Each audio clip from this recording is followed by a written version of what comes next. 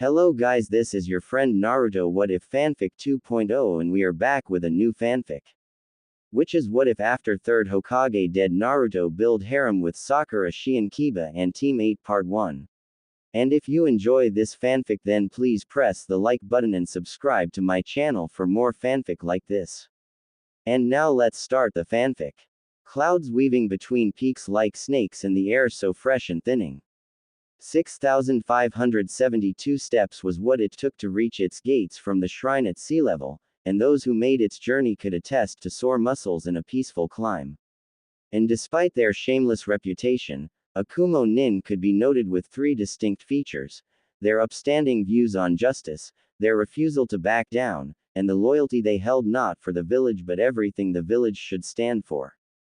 They never once had any particular interests in other villages' individual shinobi aside from leverage and special techniques, and they knew they never would.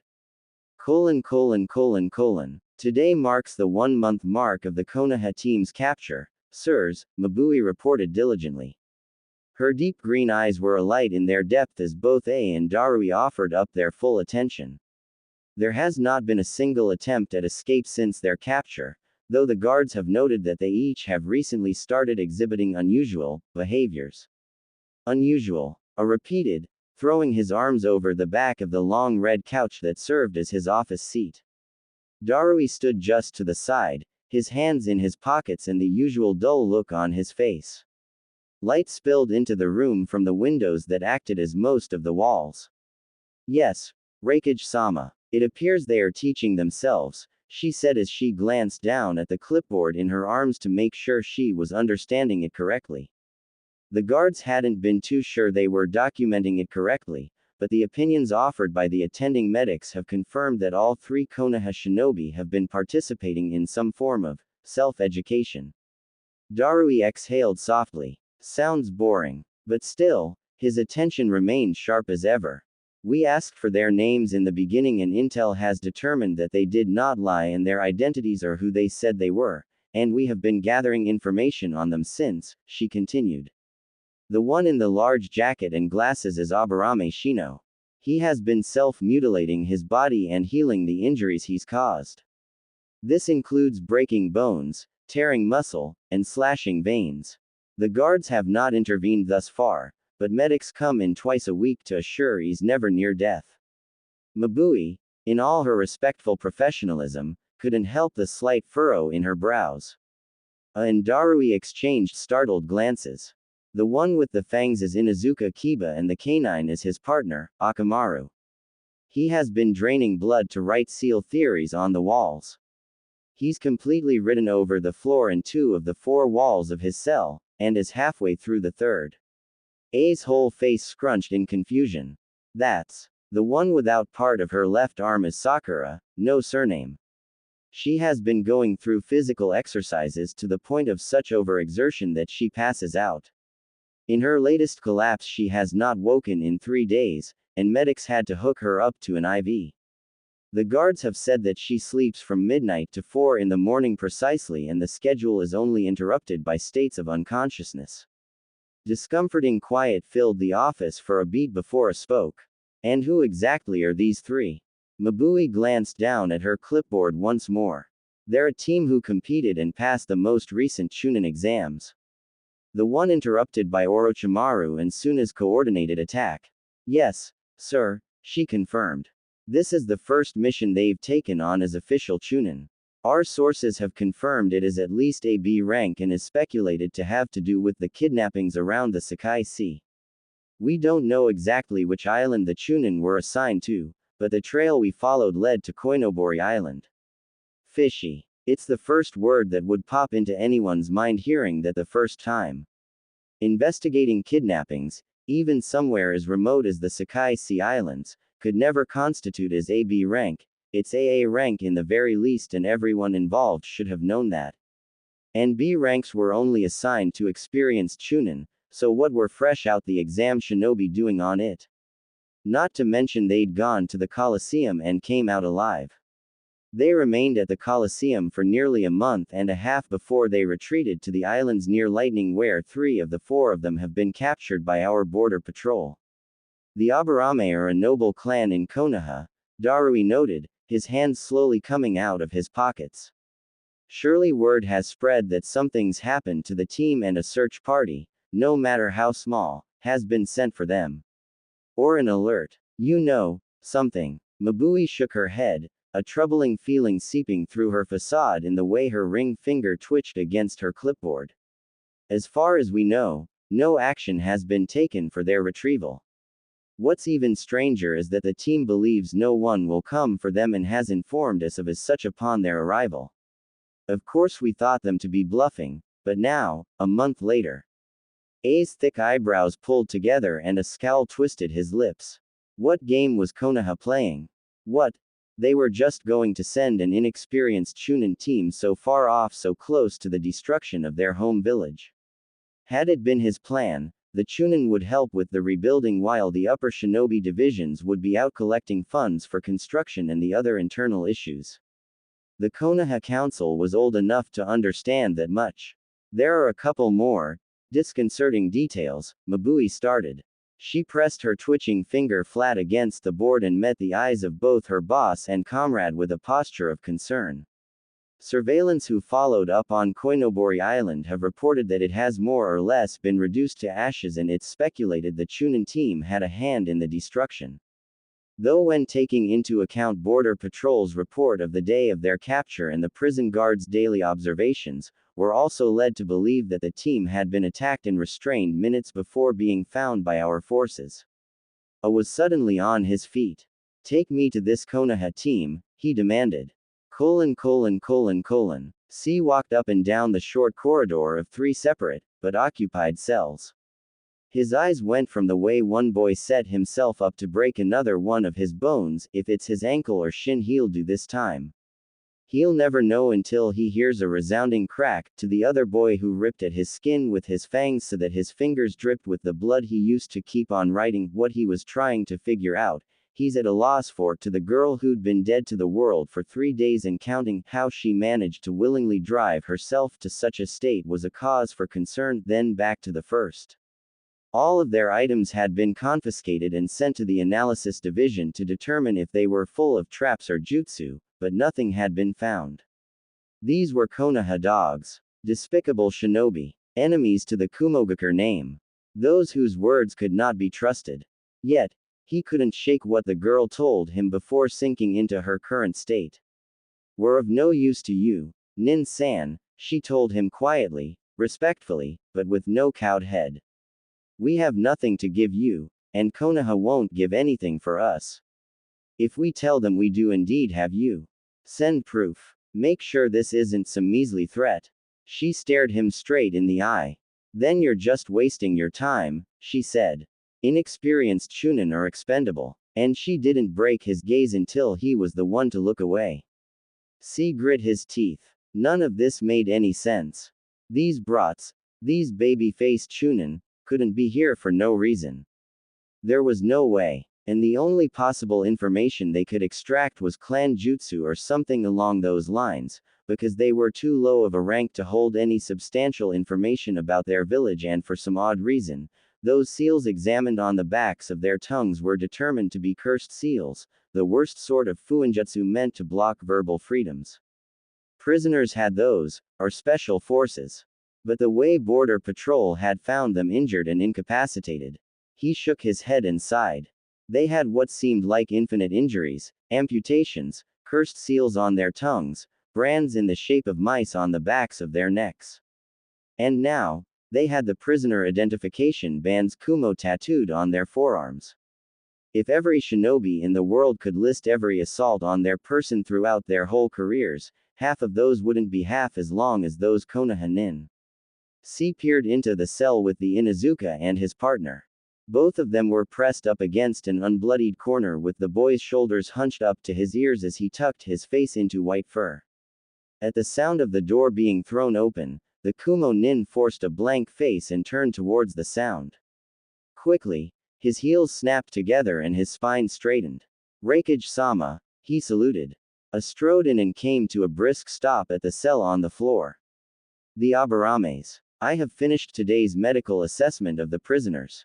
Would you like an oral report of the findings? Is it any different than the other reports? Negative, sir. Then save it for your written report and get me into this cell.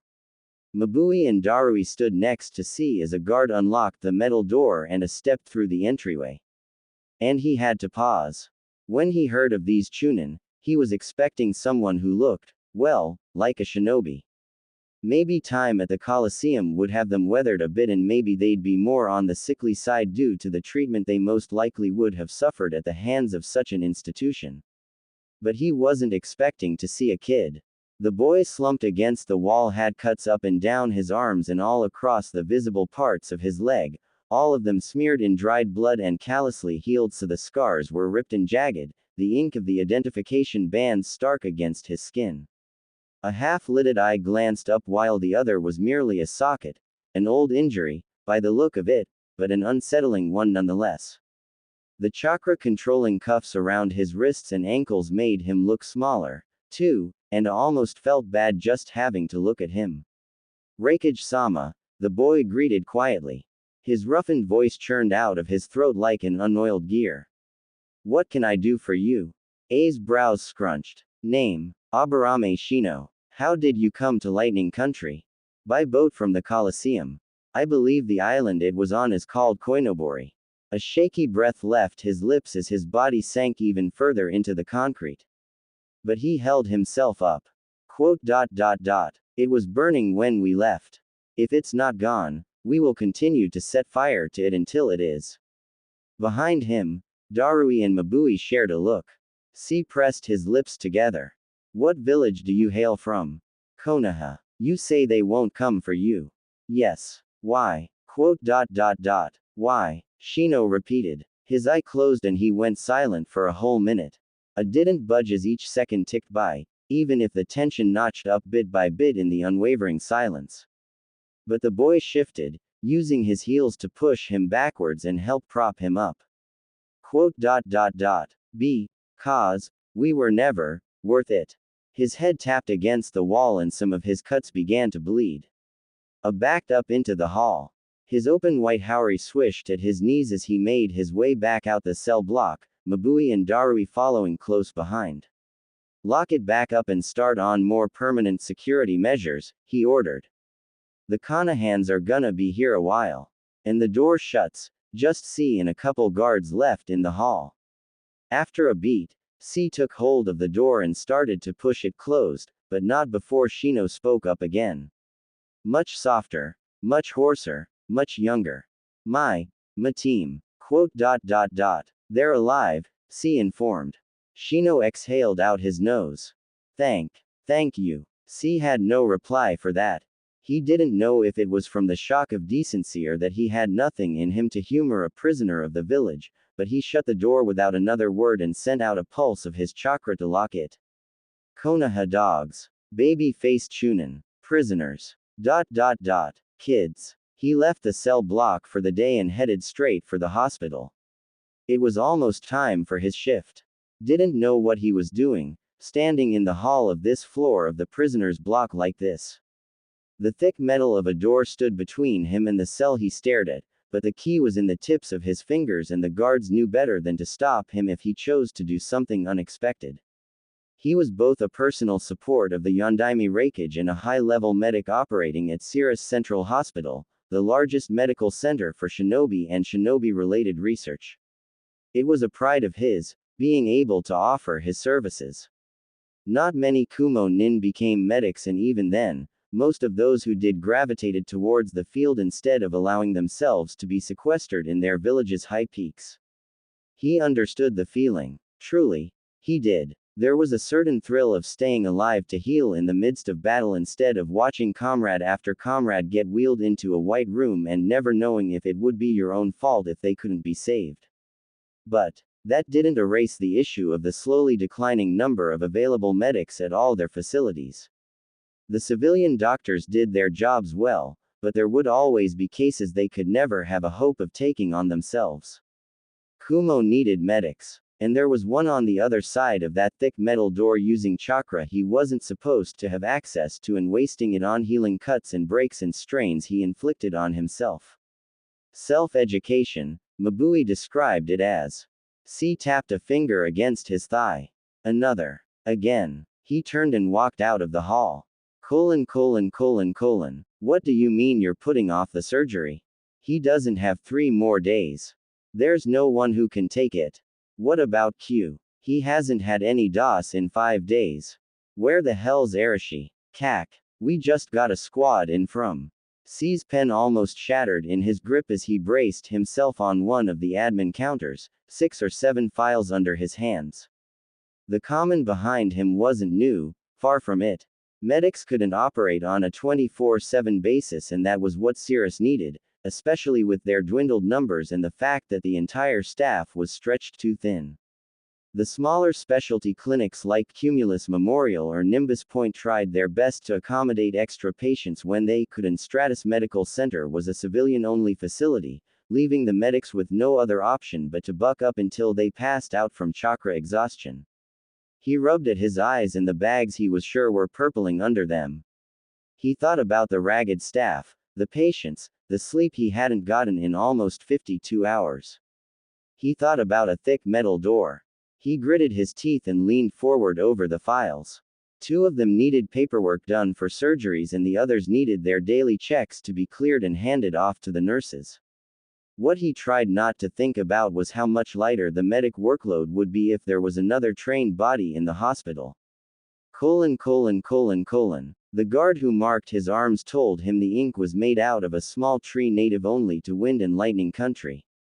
Ground and crushed and mixed into a rich brown paste, the brush dipped into it wound around his forearms 3 times, twice by the wrists and once near the elbow. Each band was broad, maybe 3 or so centimeters wide, and burned with the chakra that traveled from hand to hilt to bristle to skin. The ink was a stain, the guard had said. Without chakra application, it'd fade in a few weeks, and it made for a lot of design and tradition among the Sunnis. But its permanence marked its prisoners with its earthy color tethering them far away from the clouds. The guard chuckled a bit, then. Just a bit of Kumar superstition. Shino thought the bands would look nicer if he'd chosen to wear them. The metal cuffs covered most of the first band, and the second and third were littered with all sorts of scars from the cuts he tore himself and healed with all the chakra he could pull from his restraints. The collars from Nezu and company were harsher and left him wheezing and struggling to focus, but these ones only left him winded and tired, and before he knew it, he'd be waking up some time later with new scars and the same locked door across his cell. But we don't have to fight anyone here, he murmured to himself. We don't have to kill. We don't have to watch our backs. He shifted, and his bare feet skimmed along the hard floor. The plain black pants they issued him caught a bit of dust at the bottom hem, and the matching shirt was thick enough to keep the concrete's cool touch off his back. We're still alive. They're still alive. Are they still alive? He shook his head and dragged his knees to his chest. They are. They'll survive. They will. Why? It's what we do best. Always. His Kikai hummed in assurance. But he didn't know how long he could keep believing it himself. Just as he wrapped his arms around his waist and settled himself against a corner, if it was night or day he wouldn't know, and his eyes were slipping closed, a thrum echoed in his ears and the door swung open. It wasn't the Rakage this time. It was the blonde medic. Though he wasn't as blank-faced as all the other times he'd seen him. His arms were crossed and his shoulders weren't as rigid as they usually were, and the frown that marred his face was nothing like the simple flat line that normally met him. Can you stand? The medic asked. Shino answered by pushing himself up to his feet, only swaying once and catching himself on the wall before he could tip over. The other granted him a once-over before motioning for him to step out of the cell and to follow him down the hallway. He did so with no reluctance. His back straightened, his shoulders pulled back, and he set his eyes straight ahead of him. His arms were nothing but crisscrosses of burgundy scabs, and there was a dug-out valley that peeked up the collar of his shirt, pink and half-healed. Not a sound spilled out his mouth as they passed the wary, yet curious guards and walked down the spiraling flights into what Shino assumed was the prison's confiscation repository. The medic picked up a tattered green jacket, inspected the sleeves for a few beats, then shoved it the boy's direction. Wear it, he ordered. Shino did, but only for the ends of the sleeves to stop half a palm length away from his wrists and for the back to stretch taut over his shoulders, and it suddenly dawned on him how long he'd been staring at plain gray walls since Kumo, since the Colosseum. Since Sai. Shino's whole world blurred and refocused in what to him felt like merely a second, but it must have been a long enough time for the medic to have left and come back with another jacket. He, again, said nothing as he shucked off his tea-green coat for one the same Kumo gray color the guards wore. The sleeves brushed against the beginnings of his thumb, covering both the cuffs and the bands. Is this protocol for your prisoners? The medic, who'd taken his wrists to push up the sleeves and wrap bandages around his forearms, barely glanced upward at the query. Protocol 4. For pre-execution. The bandaging on his left arm was pulled a little too tight. Black eyes snapped up to his, fire sparked in its dark depths as the medic finished wrapping his arms and straightened. Why is that your expectation? Why would it not be? Shino replied. His arms fell to his side. Your border patrol didn't kill us when they found us. You have everything that was once in our possession. You've learned you can't glean important information because of the seals on our tongues. He paused, but didn't notice the paper-thin crease that sprouted between his brows. What month is it, Medic-san? November.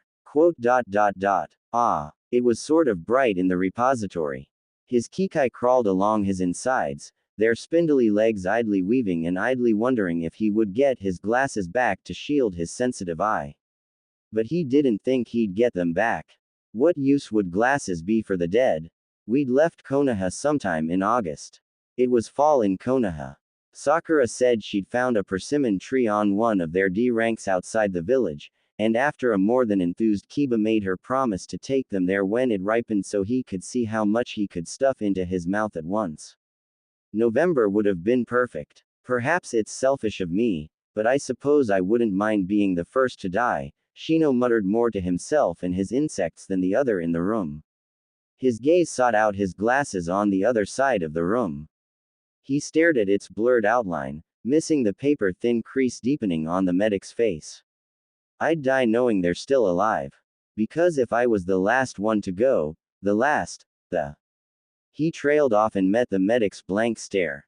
Team. He didn't know this was a medic whose reserve was slowly crumbling around his eyes at the sight of someone whose 13 years were not long enough to fear the deaths of others over the death of himself. This was it. This was the one. The worst decision he'd ever made in his entire life. If only he didn't give in to the pressures of the hospital, the sight of his friends and coworkers falling to fatigue and exhaustion and to the voices in their heads berating them for not being able to do enough. If only they didn't have this problem of too many patients and not enough interest in the healing arts to make up for the strain in the industry. If only he never knew about what was behind that thick metal door. They're alive, C answered, and you won't be dying today.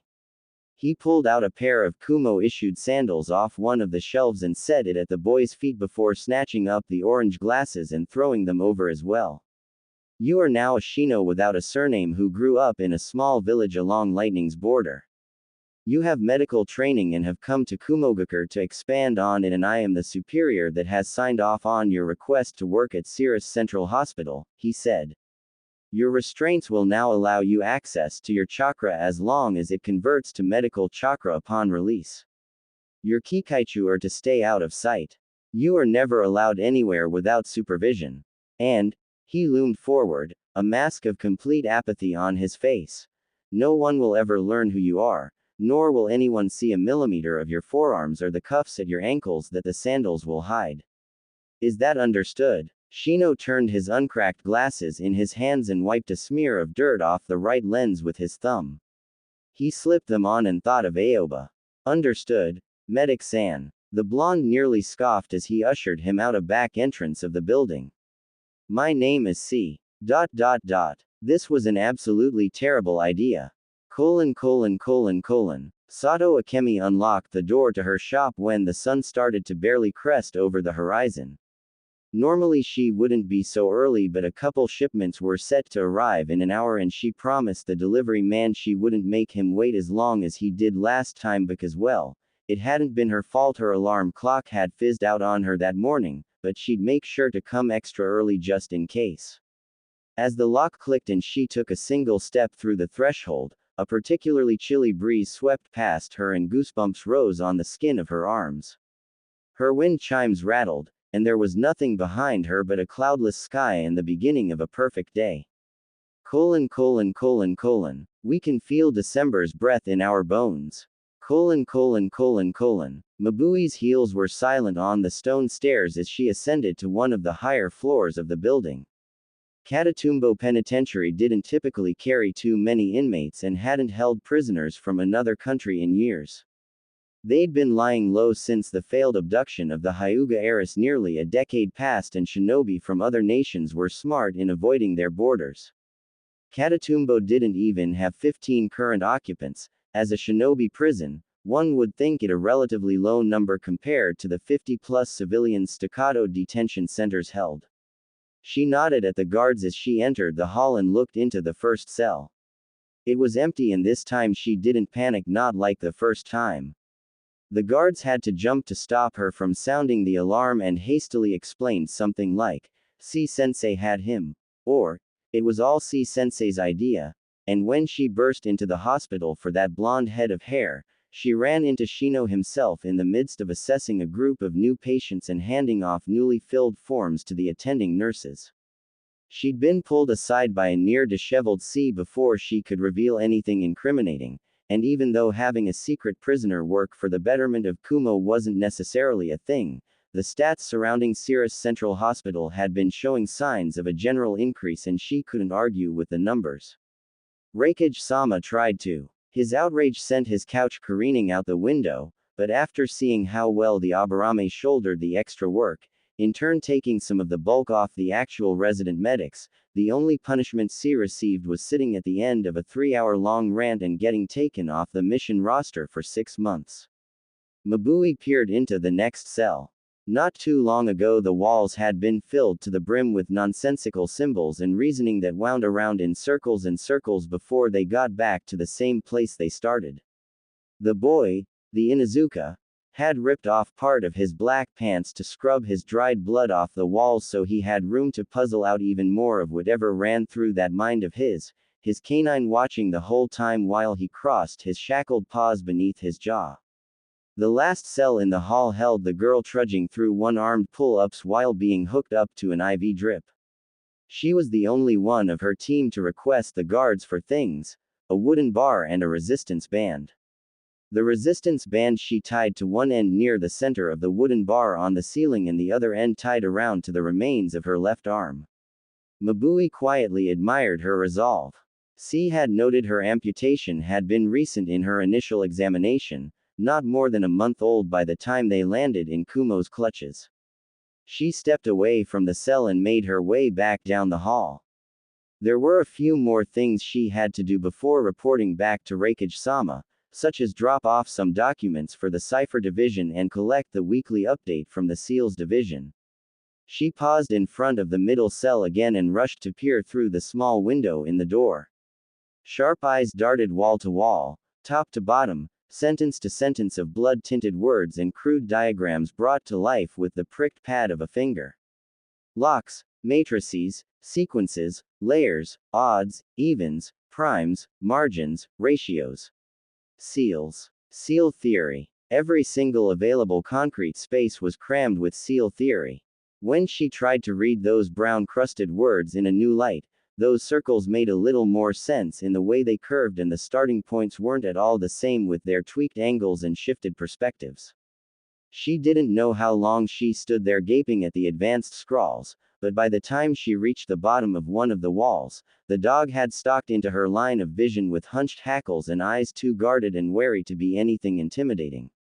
The Chunin stopped writing. "Huh, what's up, boy?" Akamaru barked lowly and he turned towards the small slip of a window on his locked door. But no one was there. Kiba pat his partner on the head. Which one was it? A bark. Green eyes, silver hair. Not a guard. A small huff. Huh. Wonder what she wants. He spun back on his heel and toward a wall as he pricked the scab pad of his pointer finger with one of his fangs and pressed it up against the concrete. Quote. Hey, Akamaru. Akamaru raised his head and it to the side. You think we're gonna rot here? You know, in a Kumo jail. There was silence as a tail thumped against the floor in consideration. His partner whined quietly before resting his head on the shackles around his front legs. Kiba's brow furrowed for the slightest moment and he sighed. Yeah, he murmured. At least it's not the Colosseum. He dragged his finger through another line of theory, even quieter, or getting stabbed in the back in Konoha. Mabui willed herself to move away from her place beside the chakra-sealed door, confusion in her eyes and an unfinished to-do list on the forefront of her mind. Her heels were silent. The knot guard lady didn't come by again for a while. Akamaru didn't notice anything and neither did he, though Kiba couldn't really say how long it had been. He could barely keep track of time back when they bulldozed through books and books of research and they had Sakura in the Colosseum to count down the days that passed to the hour. But here, no windows, no sun, no nothing. The guards brought in food twice a day at different times to really hammer in the loss of awareness and pushed it through a small hatch at the bottom of the door with a latch that could only open from the outside. He was surprised when the prison served them meat every other meal, unlike Nezu and company who'd only ever served them rice and vegetables. He thought Kumo was supposed to be the hard-ass country. There was the ringing click of the hatch and 2 plastic trays are pushed through the slot. Kiba reached to pull them close but stopped halfway when the hatch didn't shut as quickly as it usually did. Akamaru was immediately on his feet with his claws out and his legs set like a spring was coiled within them. A handful of seconds passed before a plain glass ink bottle and a capped brush was slipped through, followed by a manila folder with a post-it note on the front. What is the overlay? The hatch shut. Overlay. Kiba mumbled. Akamaru sniffed at the folder as he pulled it into his lap and flipped it open. Inside were pages of notes and chicken scratch of trying to puzzle out the complete seal overlay from the configurations written out on the first page. 2 barks. Yeah, they probably want me to do some shit for 'em, but. He shuffled through more of the papers. What's the point? I'm just some dumbass kid from Konoha. The folder shut and got tossed to the other side of the cell and the trays pulled forward. But hey, don't gotta use blood for the walls anymore, I guess. He shoveled unseasoned pork bites into his mouth, bloody writing at his back and his partner at his side. 2 meals were served and the folder was still in the same place he'd tossed it. Kiba hated that more often than not he caught himself lingering on the folder and the post-it note as his fingers itched for something new to work on. There was only so much he could dig up from all the stuff he learned before, from what he could read in the library or what Iruka-sensei taught him, and at this point, the theories on the walls were just him writing to write. But if he worked on whatever was in that folder. He groaned and slid onto the ground, capping the brush and setting it next to the near-empty ink bottle. Akamaru's tail thumped a couple of times against the floor as he swung his head around to look at his partner.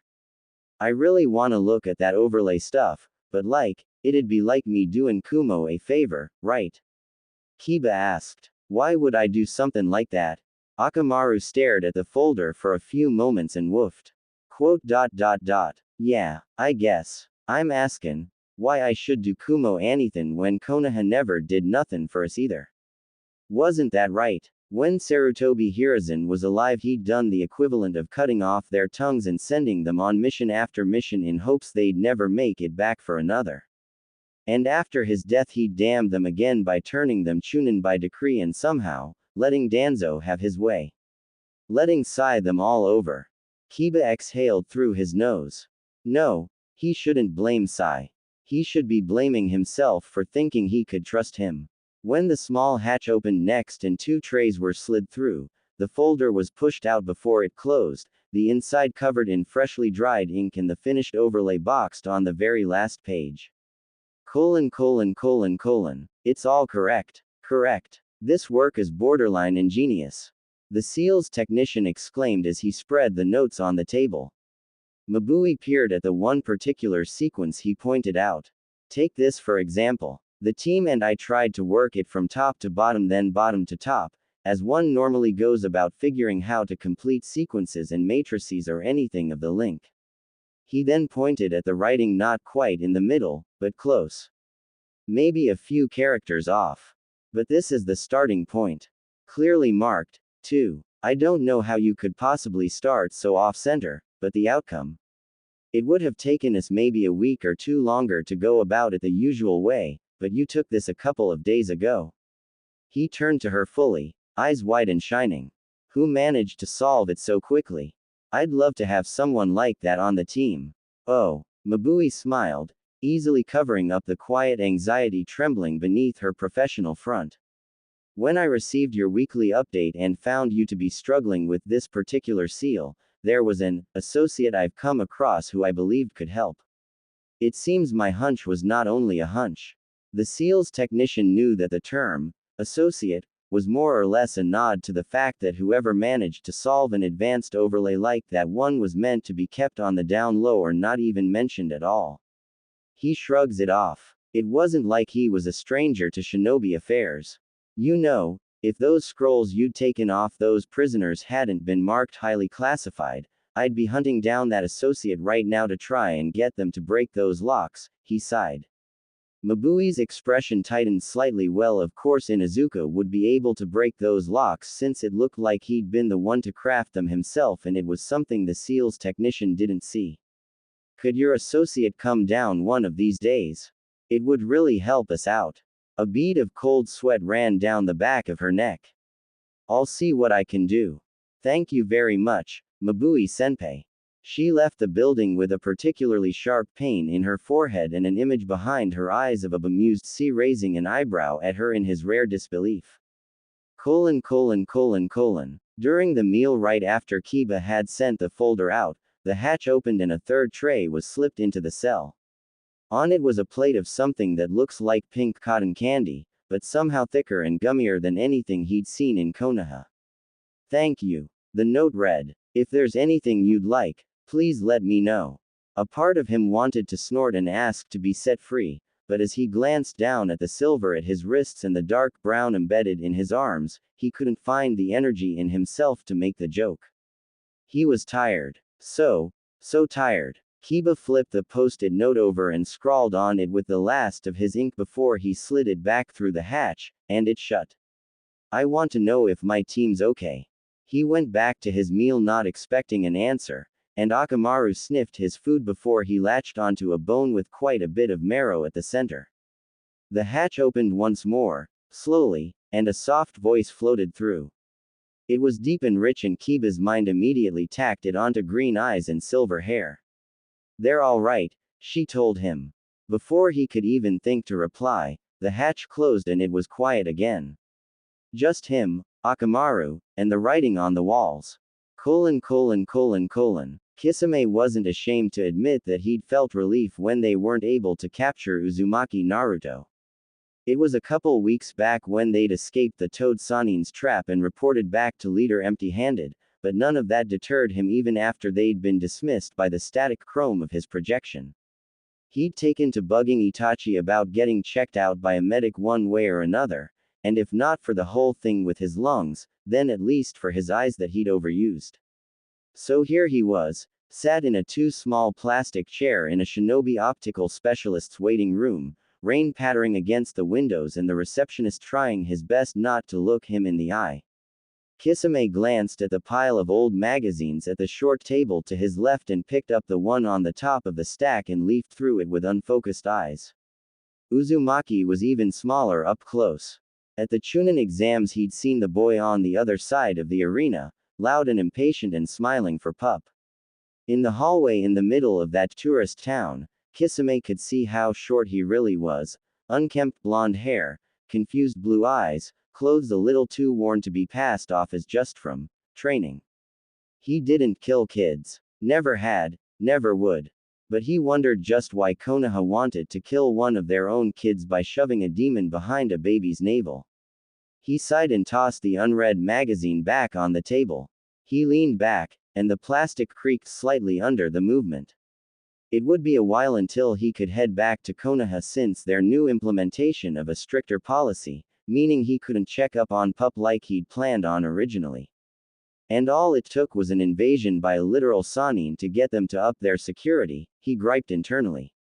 A hand came down to rest on his left shoulder just beside his bandaged seal, and he looked up. Itachi and his faintly cloudy black eyes stared down at him. Shall we? Kisame stretched his legs and stood as he slipped his hat over his head. His partner followed suit as they both stepped into the rain-stained streets. True to AIM culture and produced from the Amex that lived there, the cement streets were covered in neon art almost ingrained in its foundation. Little paintings of things like cranes and frogs flowed bright orange and pink and green and purple under the torrential downpour. The scarce visitors that came were always amazed. The natives knew it wasn't just art. Kisame remembered how Pup would always hop on the green lily pads when they walked the streets at night, her bright laughter echoing in his ears. The memory was grainy, now. He hadn't heard her laugh in so long. Hey, Itachi-san, let's head to that tea house ya, like. I'm kinda cravin' that orange spice tea they got. Itachi tilted his head. It's been a while since I've had their green tea. They walked along the gleaming caricatures beneath their sandals in a village where red lanterns hung over the streets and neon signs brightened the skies in a way the sun never could. In January we've lost a winter. B. I'm serious. And I'm tellin' you not to sweat, so why's what you're doin', as fret. A slammed his fist against the desk and a crack ran through the center. You know damn well why I am. Because once you get an idea in that damn thick head of yours I need to send at least 3 of my top shinobi to stop you before you try. He sighed and shook the splintered wood from his hands. Just don't look into it. Please. 2 of them are already off the leash and that's enough of a headache as it is. 2. A glared. B raised 2 placating hands. Lips sealed. That the deal. Won't do nothin' that'll wrinkle that mug, bro. Yuki's snort echoed in his head as he slipped out the office and straight towards the exact place he told his brother he wouldn't near. Of all the things you could have invested yourself in, this is what you choose. I shouldn't be surprised. You're tellin' me those secret Konoha nin locked up ain't interestin'. I'm telling you that you should listen to your brother and heed the potential consequences of your actions, dumbass. Well, you can sit back and watch the show cause I'ma find out what I wanna know. Yuki huffed and said nothing else. Killer Bee chuckled under his breath at his friend's exasperation before he stepped into the chilled air of Kumo's high peaks. Even though he walked down the smaller streets with less vendors and even less people, he could see the neat, slanted overhangs and the benches and gazebos perched atop roofs. Stairs were attached on the sides of each building that wound up to the gazebos and suspended bridges crisscross over the streets, shadowing markets and walkways and where civilians could traverse over more than just the ground. The Kumar had always wanted to be as far from the ground as they could. Maybe that was why all the children learned to scale steeps and cliffsides as quickly as they learned to walk. He smiled and waved at someone sweeping up the front of their shop. The owner took one look at him and promptly turned their back to continue sweeping. B had spent over 20 years staring at the turned backs of those who wanted nothing to do with him that the action didn't lessen his grin as he continued on his way. The younger villagers tolerated him much more than the older ones did, which was far more that he could have asked for, but was it wrong to wish he'd meet someone who didn't already have an image of what type of person he'd be? Just because he wasn't like them. Just because one of his closest friends had ravaged the village even before he was born. Couldn't they just give them a fair chance? B. He replied aloud. Say something, you. The Hachibi didn't respond as Katatumbo crawled into his sights. Killer Bee instantly perked up and didn't even try to sneak past the guards. He strolled through and they were either too intimidated or knew better than to stop him. He was quick to traverse up the stairs to the flood he'd been specifically ordered not to go to and bursts through the door. The guard stood between the confiscation repository and the hallway of cells almost slumped at the sight of him. B-sama, You're not supposed to be here. Reikage-sama gave clear instructions for you not to be on the penitentiary's premises, she said. Damn, how long ago did I give the order? Could I advise that you train instead? Or to check in with the wall patrol since it's part of your duty as village guardian? Ah, come on Enmu, let me see one of the Konohans. What's the worst I could do? They got their chakra locked as far as I heard, and I'm just wondering what stirred the word on these birds.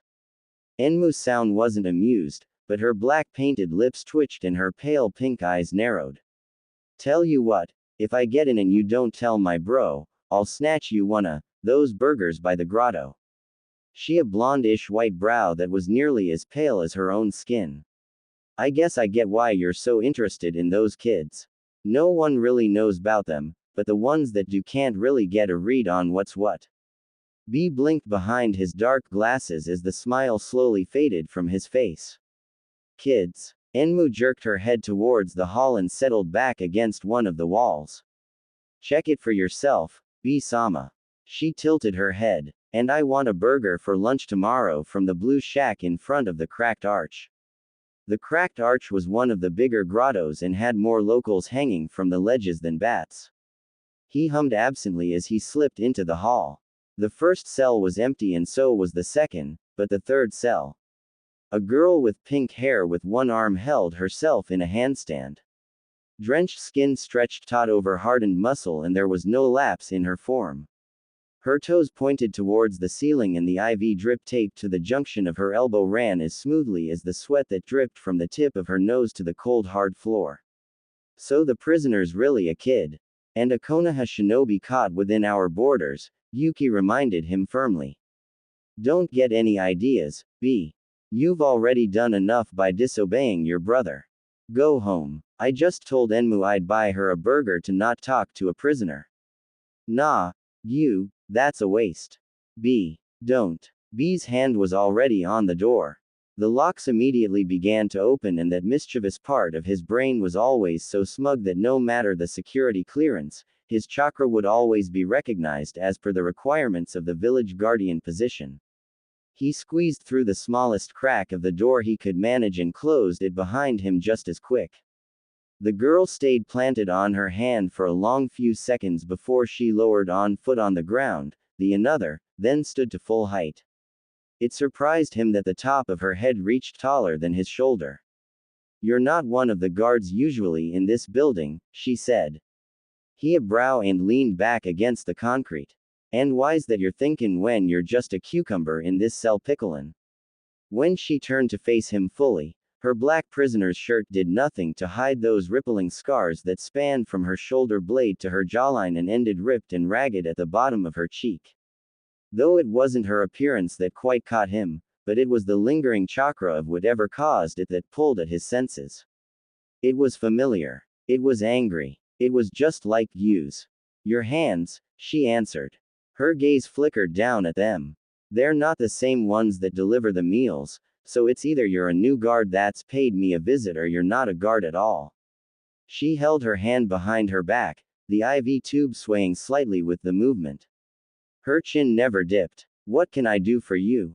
Respectful is the first word that popped into mind at her display, which was surprising in itself considering young shinobi never have their arrogance curbed until they lose themselves in their first kills or their first capture or the first time they needed to obey an order they could only wish to forget. He was curious. Did she stand tall because she didn't know what she was doing or because she knew all too well what she'd gotten into? B pointed to the IV bag. Why have they got you hooked up? I train until I can't and they don't want me dead. No, but I don't know why. Her fingers curled beneath the thin plastic tube and gave it a light tug. Konoha has no warmth for Kumo and vice versa, and you must have realized we're worth nothing more than wild animals you happened to pick up on your borders. Green eyes were blank and cold and not so bitter, and it cast an eerie light in the dim prison cell. I'm waiting for my execution, sir, but I didn't think I'd be waiting this long. You hadn't said anything in a while, but B could clearly see him in his mind's eye. The beast quietly observed the exchange, his 8 extra arms tucked beneath him and his 2 main ones crossed over his chest. Her name. Huh. Ask for it. He rolled his eyes beneath his glasses and passed on the message. The girl raised one of her brows. Sakura. No surname. Konoha never really had interesting shinobi. Maybe there were a few autumn leaves in the sea of green like Kiroi Senku, the yellow flash, or Ikizokugoroshi, the clan killer, but the pink is new. And, undoubtedly, one of the more interesting things he'd come across these days. Sakura. Then, he acknowledged simply. B left the cell after that, stopping at the end of the hall and at the receiving end of one of Enmu's deadpan looks. Did you get what you came for? She asked. Didn't know what I came for. Not really, he said. He jerked a thumb at his head. But I got something up here, ideally. Keep it hush, shush, word's not gonna get out, but I think I found an interesting sprout. Enmu's forehead wrinkled like she wanted to argue, but she only sighed noisily and rubbed the bridge of her nose. I really can't keep up with you, B-sama. Single quote. I wonder if there was someone out there, he thought as he set out of Katatumbo for the day.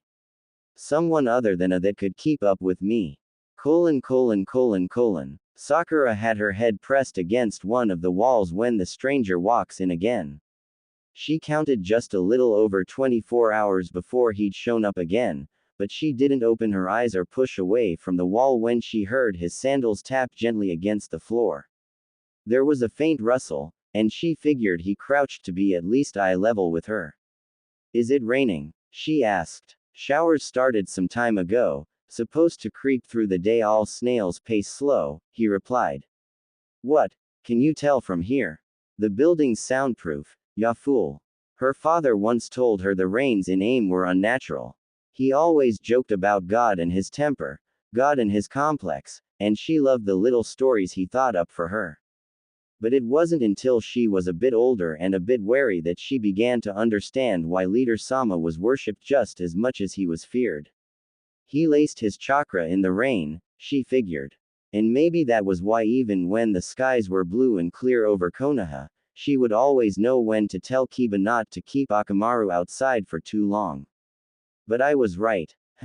Guess you were. She opened her eyes and faced the stranger to find him with a hand on his chin and his gaze far off and considering. 2 blue tattoos sat just beneath his left eye along that socket bone, and there were more swords strapped to his back than seemed sensible. Not a guard. A regular force shinobi, maybe. Maybe not. He must be high enough to gain clearance to sit around her cell doing nothing and looked old enough to have established himself as someone important in the village. Idly, she cursed herself at not having kept up to date on Kumogakure's history and politics. She'd been too busy digging up Konoha's and Suna's pasts and problems, but she knew that wasn't an excuse. All right then, the stranger decided. He stood and popped open the door. Let's go. He disappeared from her line of sight. And left the door wide open. Sakura blinked once before she slowly rose and shuffled to peer into the hallway. The stranger had his arms crossed as he waited near the end of it, bobbing his head side to side to a rhythm she couldn't hear. She glanced back at her cell, then the hall, then him. Breathe in, out, straighten your back, lift your chin, not too much, never lower your eyes. This is not arrogance. This is not intimidation. This is practicality. She strode forward like there wasn't the weight of 3 other worlds on her shoulders. She would never know the way Gyuki's head tilted at the sight of her.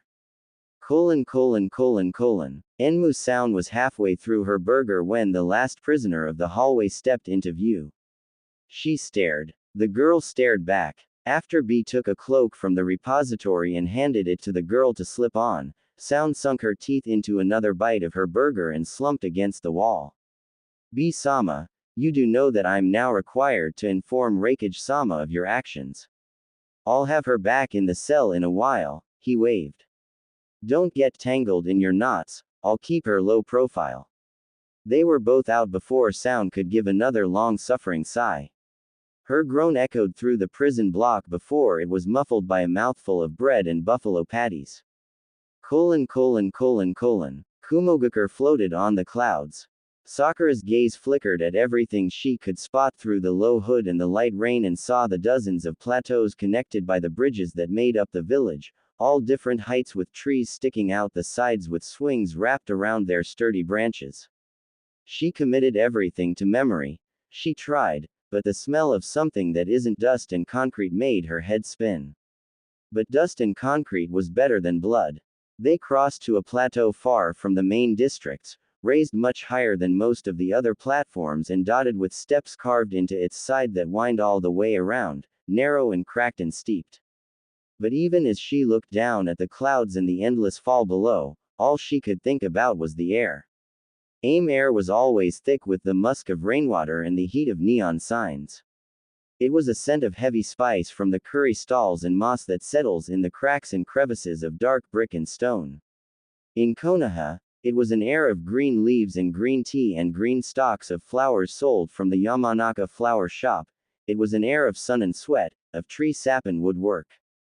Kumo's air was thin like breathing hot air on a cold morning, and it was new. At the top of their silent climb they stepped onto a mesa with no boundaries and with their clothes soaked from the rain. Sakura tipped her head back, letting the droplets splatter on her cheeks. Pink hair ran down to just about the middle of her back, and she wondered just how long it had been that it no longer nagged her that it needed to be tied up and out of reach. But she supposed prisoners had no need for. The metal bands around her wrists' ankles release every last drop of her chakra, and with a face still turned up at the heavens that never smiled at her, she breathed. And instantly ducked away from the foot careening towards her head. You. Take a look. She dodged that hook I cooked and there's a fire in her eyes. Makes me wanna check just what she's gonna try. The sky rumbled and he grinned as she aimed a kick to his face that he blocked. She used his arms to launch herself behind him to try and snag one of the swords on his back, but a pivot in his elbow was soaring for her stomach. She twisted hard enough that her cloak whipped off and she used the brief distraction to make another grab for a sword at his hip. Hey, I ain't gonna let you snatch one of these, he chided.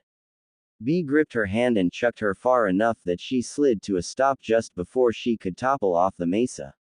These blades right here you ain't allowed to seize. Afraid I'll break them, she called out as she swiped a trickle of blood from the corner of her mouth. Afraid you'll bring me to tears with a bad form, fool, ya fool. He laughed. Konohans don't know how to wield a sword if it's the last thing they do. You, expect me to believe what's different's gonna be you. Sakura flexed her fingers, all 5 of them up to count. If you don't think Konohans are at your level, then how does an Amek compare to a Kumer? She's Amek. Yuki hummed. He plopped his chin on his hand as he watched her through his host's eyes. Explains the attitude with the rain. An immigrant to Konoha then, maybe too, boy. B unsheathed a sword from his back and threw it blade first. She let it pass over her shoulder until the start of the hilt slid just past her peripheral, and her hand came up to lock around the red bandages. Not a goosebump on her skin came from the chilled rain, and he snorted. Definitely an Amek. He took a single sword for himself. Single quote. B. I want the truth. Even with only one arm she held the sword like it was her own, tipped slightly in front of her and knees slightly bent and ready for action. She lunged. So did he. What's on your mind, you? Most of her blocks are in perfect form save for the blows he directed at her left side. She wasn't used to the opening and it was obvious, but her determination made up for it with awkward angles and the way it was like she was meant to carry a blade. What are you doing? B shunshined behind her and twisted a free hand in her hair while the other pressed sharpened silver against her neck.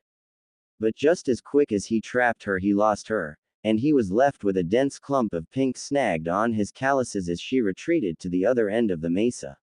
She'd taken the weapon, held it to the base of her skull, and sheared it all the way up.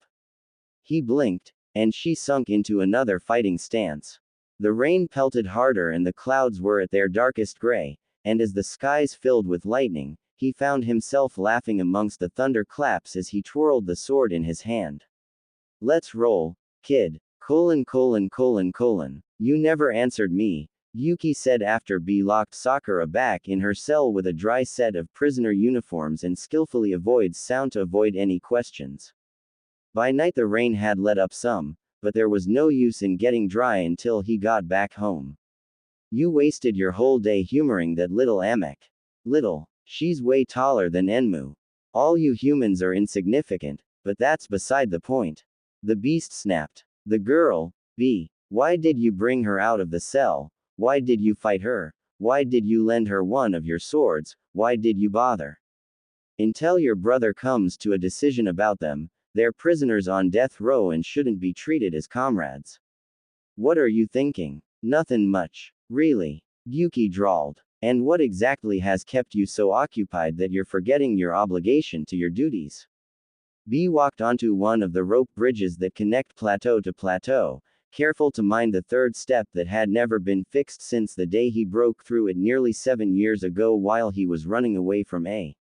Dunno. He shrugged. Probably the same stuff that got C in Mabui. The Hachibi sighed and rubbed a hand over his eyes. But B didn't listen, his hands tucked in his pockets and an old tune whistling past his lips. Yuki knew he should raise his voice to get his idiot's attention and try to knock some sense into that hollow head of his, but he heard the words that have been rattling around his host's brain since the day he heard it and relented with another loud sigh. I really can't keep up with you, B-sama. No Kumar could keep up with their Jinchuriki guardian, Killer B. So why did B think an Amek in Konohan clothing could? Senju Tsunade was the 5th Hokage and she couldn't give any less of a damn about what everyone else thought about it even if she tried. She spent her days in her office with a bottle of sake on her desk and a sharp tongue to lash if anyone came to her with stupid shit laced on their tongues. Hell, she'd already garnered a reputation of an iron fist after reducing an incompetent nurse to tears with a single sentence and demolishing a wall of the hospital when they couldn't make up their minds about costs of expansion and filling her ears with useless whines and drivel. But currently, the one thing that pissed her off to no end lay on her desk.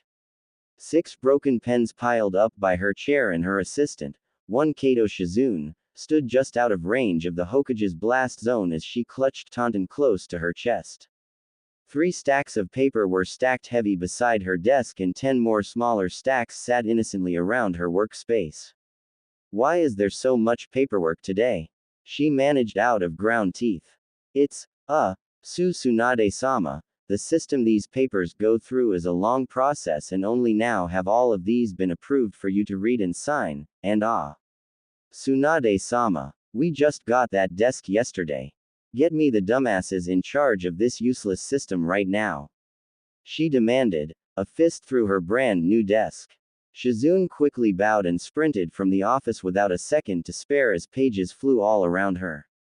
And somewhere, buried under stacks and stacks of papers and folders and staples, there was an unread report from a mission assigned over 5 months prior. In February we've lost a home. A sat facing the windows, his office empty save for the steaming cup of tea on his desk and the completed stack of paperwork just waiting to be picked up by the errand boy that would come by in a few hours. His head rested in his palm and his fingers curled against his goatee. It was a nice day out. And he was pretty sure those Konoha Chunin were enjoying it just as much as the next Kumo citizen.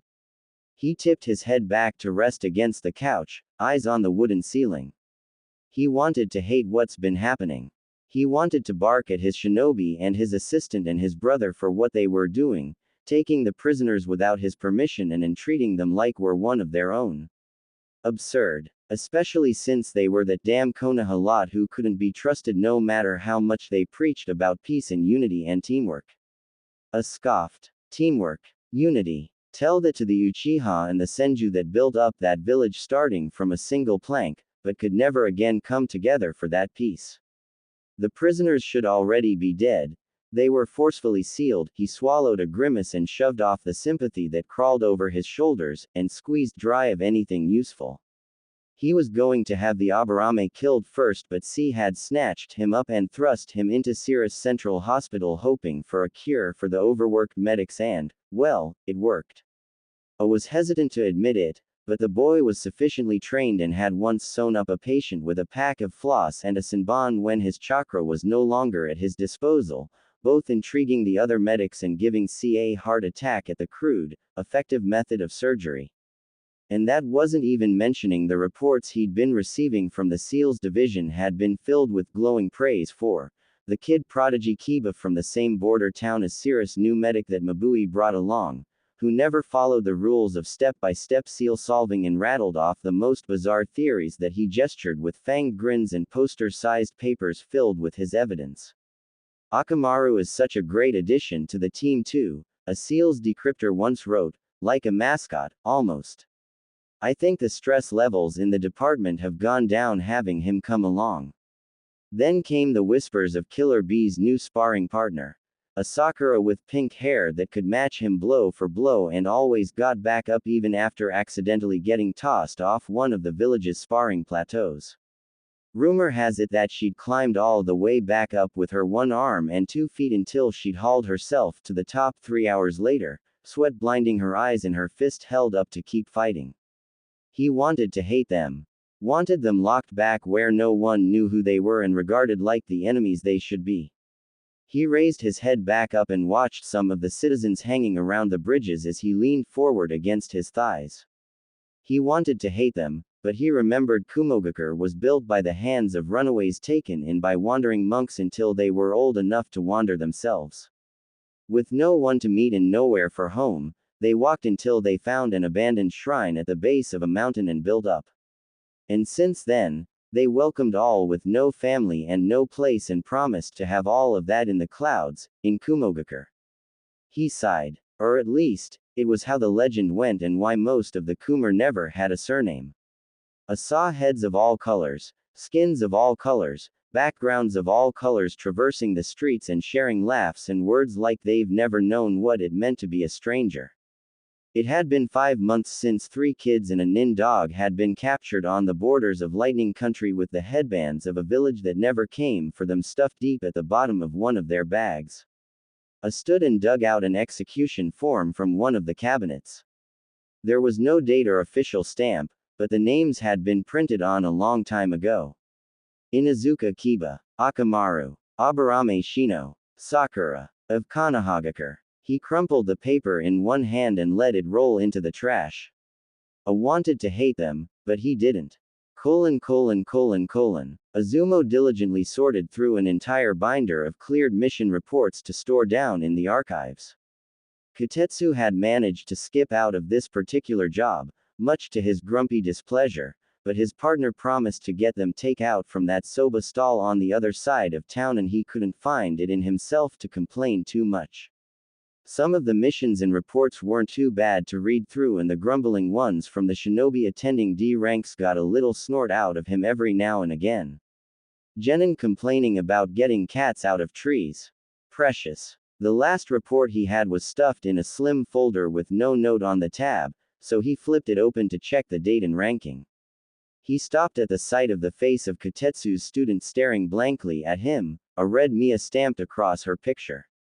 The next page, Sum's son. Mia. His nin dog partner. Mia. Next page, Shibi's heir. Mia. At the ends of their profiles, presumed deceased. Shit. He whispered in the dim light of the archives. He could already see the look on Kotetsu's face when he hears the news, the red-rimmed eyes and the slack jaw and the way he'll disappear for a few days when he finds out that. Azumo snapped the folder shut and drew in a deep breath and morbidly, he thought. Unlucky 8. Huh, so if you're not, like, a seal psi person, how come you knew I was good at it? Kiba drew his spoon through a bowl of dark red stew and took in some light-colored meat, a kinda jello cube, and a potato all at once. The spice hit him as quick as the heat and he swallowed without chewing as his mouth set aflame. What the is that? He whispered. Across from him, Mabui chuckled into her hand before taking a sip of her own meal. She didn't share the same visceral reaction and continued to eat like the devil themself wasn't in her food. I will admit that Tragopan blood stew is an acquired taste, but it's one of our milder dishes. Akamaru woofed around the yak bone he was gnawing on and lolled his tongue when his partner glared through watering eyes. Take some butter tea. It will help. Kiba downed the cup in one gulp and hung his tongue out his mouth, hoping the frost of Kumo's air that rolled in every time someone opened the front door could chill his taste buds, and Mabui took a moment to mull over the past few months. She had to give Kiba a whole new set of clothes when she let him out of the cell because the plain clothes could have the potential to be too telling, so she'd taken some liberties with his style. The standard issue black pants stayed, but she'd pilfered through her apartment and her brother's old clothes for some outgrown mesh shirts and a couple of black track jackets with a white stripe down the middle of the back and around the elbows. Those ones ran a little big, but she figured he would grow into them. Long-term planning and all that. The thing she was most mindful of, though, were the metal bands and brown tattoos on his person that would instantly announce his status. She had him wrap his ankles and forearms with bandages colored the signature Kumogakure red and told him never to leave his cell without them. Only when he agreed did she have him keep several rolls for convenience.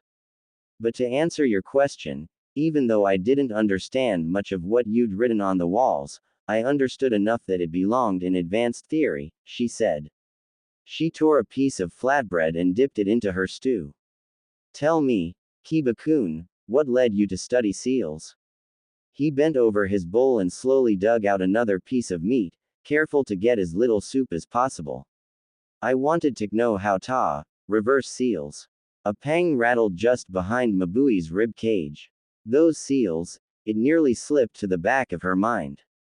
After they'd been brought in from the border and examined by a seals expert sworn to secrecy, they'd confirmed the seal worked to fall under the cursed category due to its manipulation of body, mind, and will, and had also confirmed its unwilling application by the apparent stress marks amongst the black lines. It sickened her to her stomach to hear of such a thing. The Kumar developed their sealing techniques through skin once a long time ago, but the move to paper mediums came because of the permanent, detrimental effects that were consequent with their use. Some of the older generations who still live with them were blind or deaf or had lost all movement in one arm or the other, or their skin on a leg had been burned so thoroughly even if the clear ink of the seal still remained. Or maybe they couldn't remember their own name longer than a day but could recite their favorite book cover, notation and all. Those who currently utilize powerful skin seal knew of the risks they took. But nowadays, there were so few. I ended up getting really into it, he continued. Turns out I'm pretty good at it. Sakura and Shino thought I could do a lot with it and I have a teach, back in my old village. Or, had. Akamaru set his head atop the hand his partner rested on his lap. Kiba cleared his throat and quickly fished for a jelly cube thing. Jelly cube. Oh, it was blood. Definitely congealed blood. But it's still cool. Am I allowed to look at the sealing books in your library? I don't think it would be too difficult to grant you restricted access to the lenticular library circuit. Lenti, Mabui-san, he whined. That's not a word. She covered her mouth as another laugh spilled past her lips. As she brushed a few strands of her hair behind an ear, she glanced out the window of the small restaurant they were tucked away in. The warm rays of an afternoon had lessened and stars began to speckle the sky. It's getting quite late. I'll have to return to Raikage-sama's office soon to prepare tomorrow's schedule. Okay. He nodded. He tipped his head side to side, wondering if he should take another sip of the demon stew before he left. Thanks for bringing us, Mabui-san. We've never had Kumo food before and Akamaru really likes the yak and bison legs. You're welcome, she smiled. As they stood to gather their bearings and venture out into the crisp air of her beloved village, a solemn feeling weighed down her bones and down to the soles of her feet as they walked the path to Katatumbo Penitentiary, then eventually some back roads so no one knew where they would end up. It was times like these she forgot Kiba was a prisoner. She forgot he wasn't a surname-less boy with a genius for seals and their theories, that he hadn't come to learn from the capital of the country like his village mates Shino the medic hopeful or Sakura the one-handed sword. She forgot that he hadn't been born on the borders, none of them, and that they were actually a product of one of their greatest enemies. But, some part of her murmured, an enemy that sealed their own and left them for dead. Hey Mabui-san, I got a question. She glanced down at him. His face screwed up. What's a tragapan? They're a type of pheasant, and the one served in that restaurant those native to this part of Lightning. Pheasants. What? Like, pretty chickens. She pressed her hand to her mouth again to smother her laughter. I suppose you can call them that, she agreed. And when he grinned, she couldn't help but think how Konoha didn't deserve a boy like him. Ah, what a shame. Naruto's ears perked up and turned to the sound of the voice. His hands dripped with the frigid water of the stream that rushed a step away from where he knelt, and he wiped his face dry on his jacket sleeve and pushed himself up to his feet. Jiraiya sat at the base of a tree with a pen between his teeth and his nose deep in one of his brainstorming notebooks. Didja say something, Arrow Senin? Just trying to figure out how to write this part and, what do you think about me adding a bit where my beautiful heroine gets a white letter then the kick is we don't know who it's from and bam. Cliffhanger. He exclaimed. Naruto rolled his eyes and shook the water from his hands. How about that? I don't even know what a white letter is. Huh, you don't? Jiraiya set down his notebook and squinted at his student. Aren't they supposed to teach you that kinda stuff at the academy? Well, they didn't, the boy sniffed. He didn't actually remember if they talked about whatever those letters were or not with all the times he didn't pay attention, which was always, but there was no way he was gonna admit something like that. What's a white letter? So, the Sannin beckoned Naruto closer until he plopped on the ground in front of him, legs crossed and eyes wide. Let's say you go on a mission that's high risk. When you gain rank and experience, you'll learn to distinguish the dangerous ones and the dangerous ones you might not come out of. That's when you write your last words in letters for important people who maybe won't see you again. It's morbid, but hey, we signed up for this. Can't say we didn't know the risks, right? Something familiar nudged at the back of Naruto's head. You take those letters, seal them all up in white envelopes, and write who they're for on the back in black ink. After that, the person takes every letter they've got and leaves it with a trusted person in the village to distribute if they really don't make it back. But on the chance they do, that trusted person hands it back to them. Jiraiya rolled his shoulders. It's mostly Junin who take up the practice, but depending on the mission, you never know, you know. Naruto reached for his gray backpack and threw the front flap open. He dug through old clothes and weapon wax and clumpy wire and ramen packs until he reached the bundle of envelopes he tucked in a clear plastic baggie so he wouldn't get them all dirty. The Yuahi Kuranai on the back on the top envelope was written clear as day. Did Sakura-chan really give him? Yuto. Oi, brat. His head snapped up. Huh. Jiraiya frowned, concern pulling at his laugh lines as he watched the boy wrap his arms around his pack and pulled it close to his chest. Did someone leave you white letters? He shook his head so hard the Sannin thought that if he kept it up a little longer it might have popped right off his neck, but Jiraiya could always pluck a lie out of a sea of truths and half-truths. Being trusted with white letters wasn't a bad thing, per se, but knowing Naruto and the scant friends he had, he was curious as to just who in the village had trusted this boy enough to leave something as delicate as a last will and testimony. Look, it's okay if you got some, but it was probably a bad idea to bring them along if I'm training you out of country for who knows how long. They're not white letters, Naruto declared firmly. His lips pressed together and his eyes hardened in a way Jiraiya hadn't quite seen before. She just asked me to keep them. It's a mission that's supposed to last, like, 9 months or something. Nothing bad's gonna happen and, she's probably back in Konoha right now. You'll see. Heart heavy, Jiraiya opened his mouth to try and explain that no, it wasn't good for us to think like that, because the more you push it away the harder it pushed back and sometimes your friends don't make it back. But Naruto was up on his feet with an excuse of hunger on the tip of his tongue as he escaped further downstream to catch a couple of fish. He leaned back into the tree and sighed. You'll learn one day, kid. He thought of Minato and Kushina, faces from his academy years that he never saw again, all the missed opportunities and all the people he'd ever failed. Sometimes, things just don't work out the way you want. An image of Uchiha Sasuke flashed in his mind's eye, as well as the scratched Hittite he left behind with his unconscious student at the Valley of the End. But still, I wish the world was kinder to you, Naruto. Darui heard of the way too rowdy kid that joined the SEAL sector. Or maybe, joined, was a strong word. It was more like a kid showed up with Mabui one day and solved a SEAL array by taping pieces of it to the ceiling because, looking up wasn't the same as looking down. Then he found out who the kid was. Then, understandably, he made sure he wasn't daydreaming and gently pulled Mabui aside and asked, quite politely, what the was going on.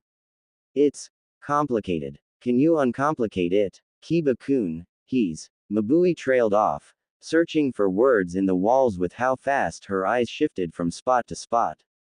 It caught Darui's attention instantly, because of everything she was as the boss's dutiful assistant, indecisive wasn't one of them.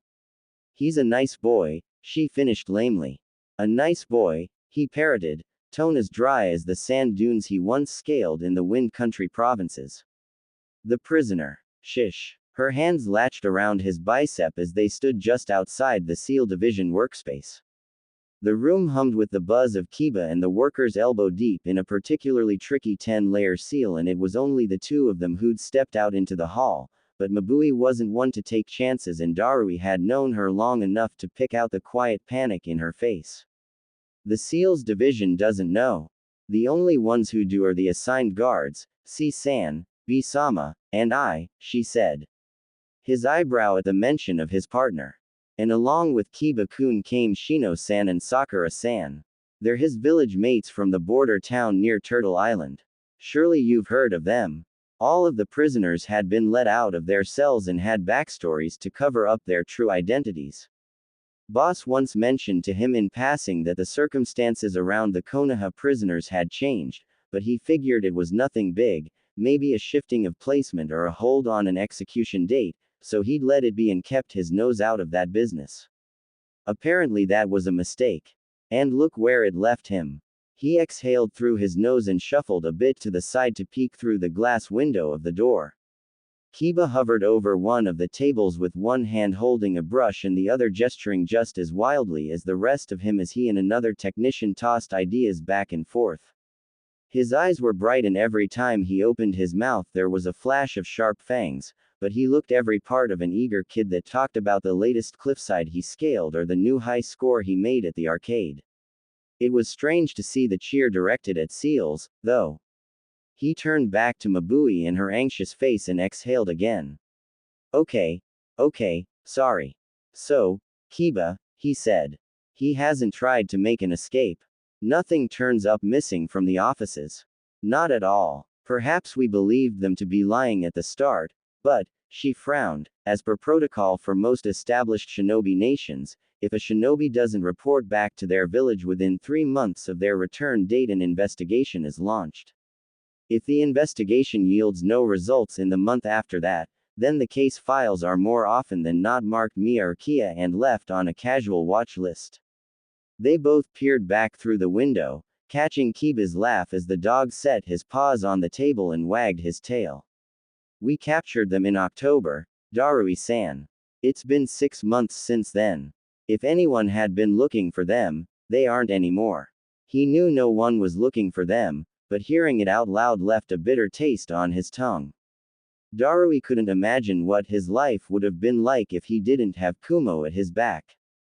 A village was only as good as the people that filled it, and since he would never allow his loyalty to Boss waver nor let himself turn his back on his friends, his comrades, his family, he couldn't even fathom waking alone in a cell after being left to die in the lightning wilderness. He remembered the day they'd brought in the team. Chunin level at the highest, attacker unknown, their near unconscious bodies waiting for the border patrol like a bleeding, barely breathing gift. There were teeth marks in the Inuzuka's shoulder that sunk deep through the bone made by something like a tiger or a lion, but most likely one of those leopards that roamed the country, and a kunai stuck through each thigh. When boss demanded more details of the scene, they said the boy had red eyes from tears and they could hear him screaming himself hoarse minutes before they got there. He didn't think the circumstances would ever be clear to him with as little as anyone from the team wanted to talk about the incident. The other information they wanted they couldn't even ask with those disgusting seals on their tongues. Darui rubbed his forehead with the back of his hand. Of all the lost kids Kumo opened their arms to, why did the next bunch have to be Konohans?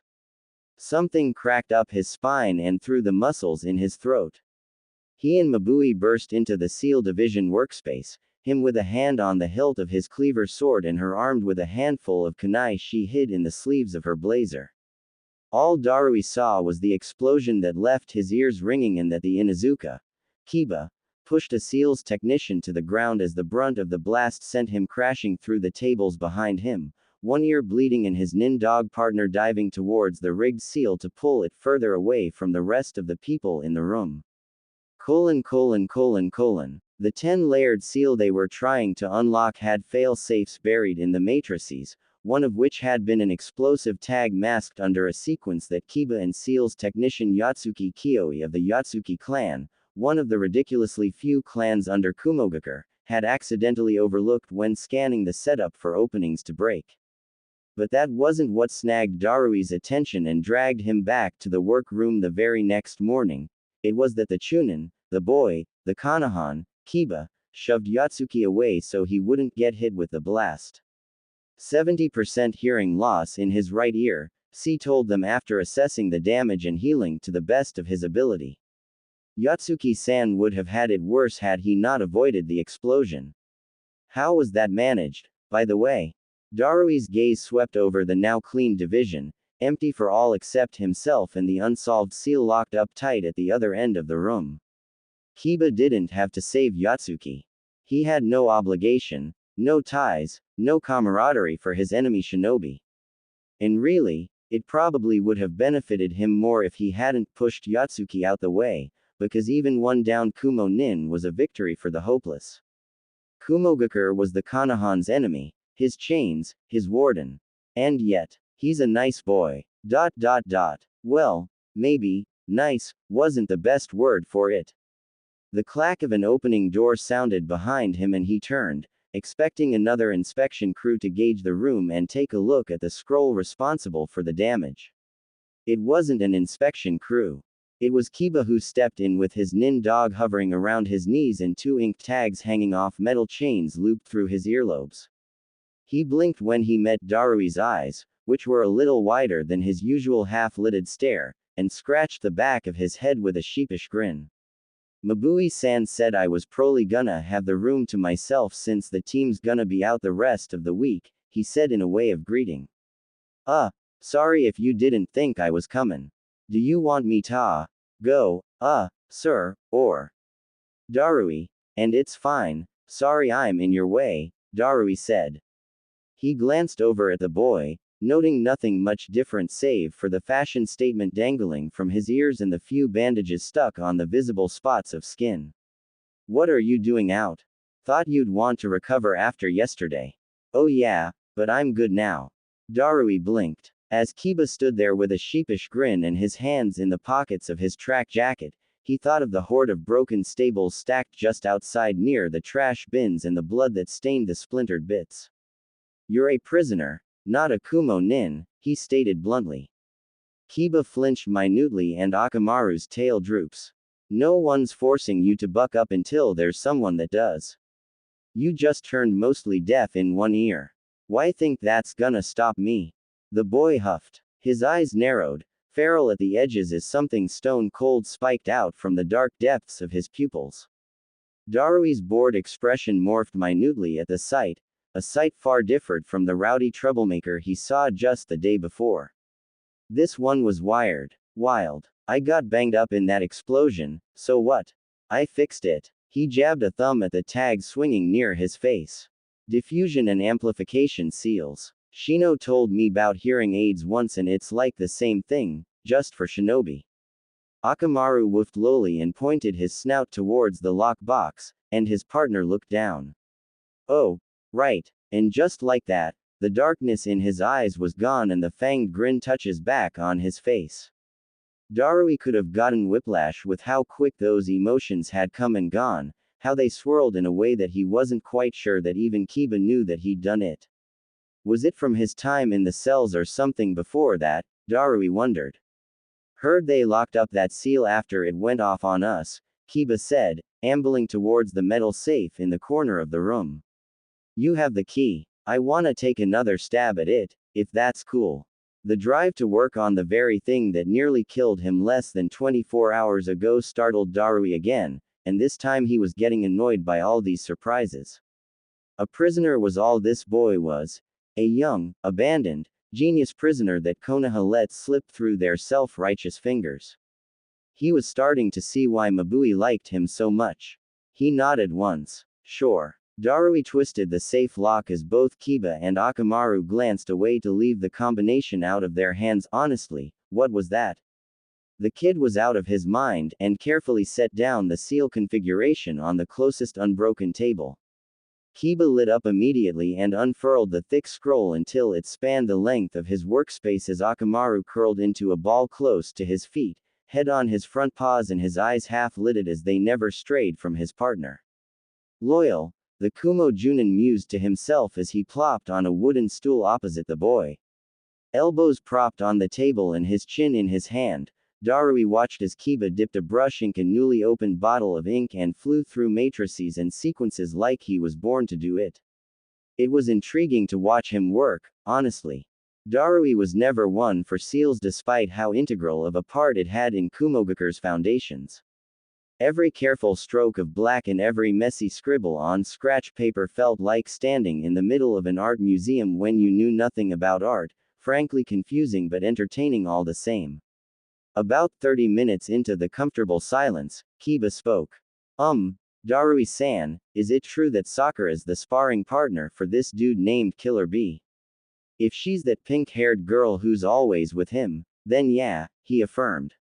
He wasn't too sure of the name, but he'd caught a glimpse of the nin with one arm missing and the other clad in white bandages and a vambrace of blue-dyed yak hide most definitely meant to cover her prisoner identification. So she's okay. The genuine worry in Kiba's face hurt a bit to look at. If he remembered correctly, the Konohans had all been separated since the moment of capture and hadn't seen each other since. Okay enough that she can keep up with Bee-sama. Which was a trip in itself to find out. No one could keep up with Killer Bee, not with his eccentricities, not with whatever caught his attention next, and definitely not with the stamina he never seemed to run out of. But from the whispers that sometimes floated by him, the girl tried, and by God she tried. He told Kiba about the one-armed cliff climbing, the taijutsu spars that were said to last for hours, the way she apparently just didn't stop even though it was clear that she needed to. And Kiba just laughed, his eyes flashing with a watery shine. She's always been like that, you know, he grinned. And Mabui-san told me about Shino too, that he's working at the hospital and stuff and it's good. That they're both okay. He glanced back at the place his and his team's sealed scrolls were kept, unbroken, and his grin fell off his face. Shino has a medical inventory book he likes to keep track of and there's a sword Sakura like to use. Can you get those to them? They'd really like it, please. Darui stared blankly, blinked, and dropped his chin back into his hand. If he noticed the boy's eyes had grown even shinier, he didn't say anything about it. I'll do what I can. Shino and Sakura get their things within the week. But he didn't tell Kiba that. April howls softly at the moon. It had always been on Sakura's agenda that she learn one-handed seals. It would have been more practical that way with one hand molding chakra for jutsu while the other held a kunai sword to deflect any bodies or projectiles that got in her way.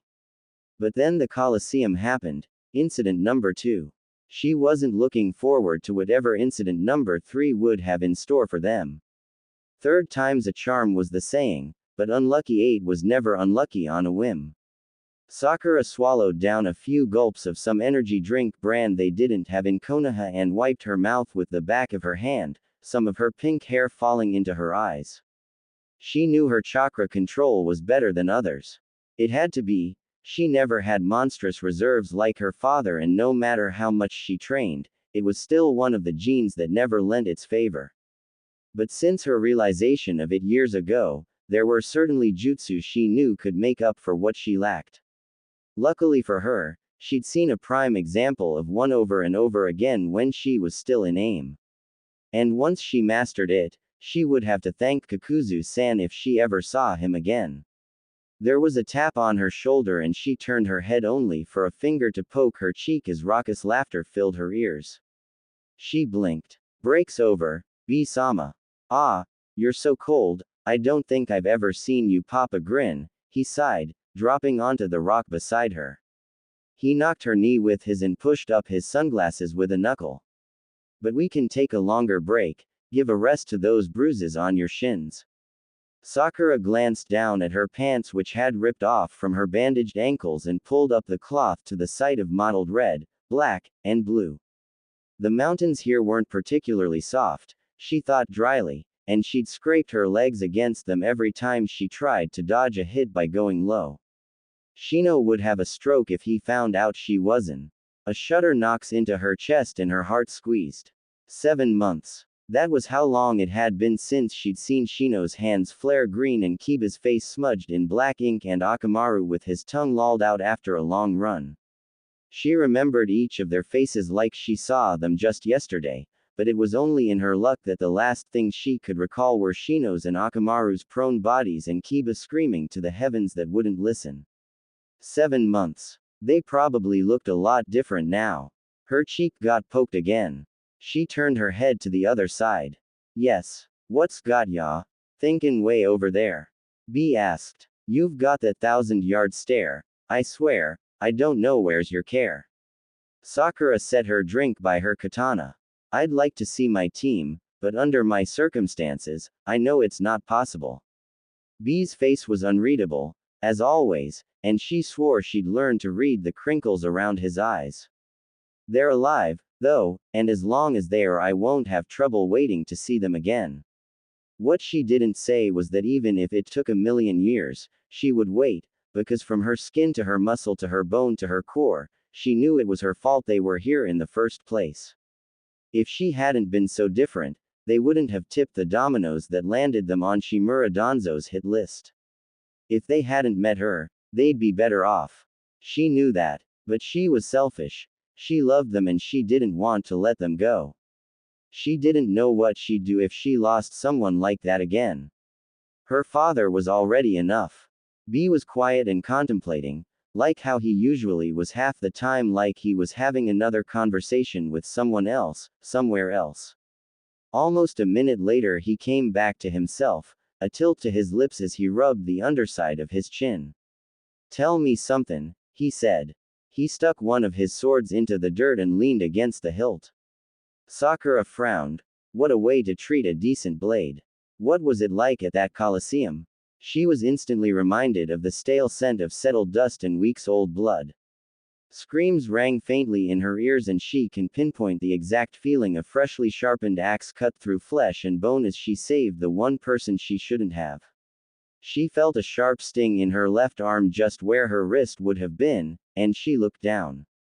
Still, nothing. Just bandaged right at the bend of her elbow.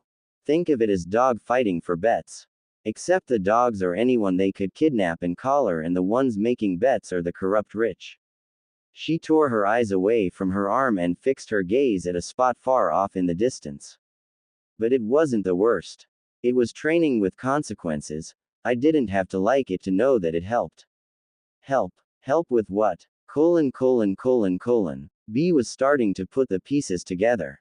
Ever since he'd chanced upon her at Katatumbo, there had always been something off. He noticed. You noticed. And he was sure C and Mabui and Enmu and noticed if her and her team had yet to have their bodies burned and their ashes sealed into the earth.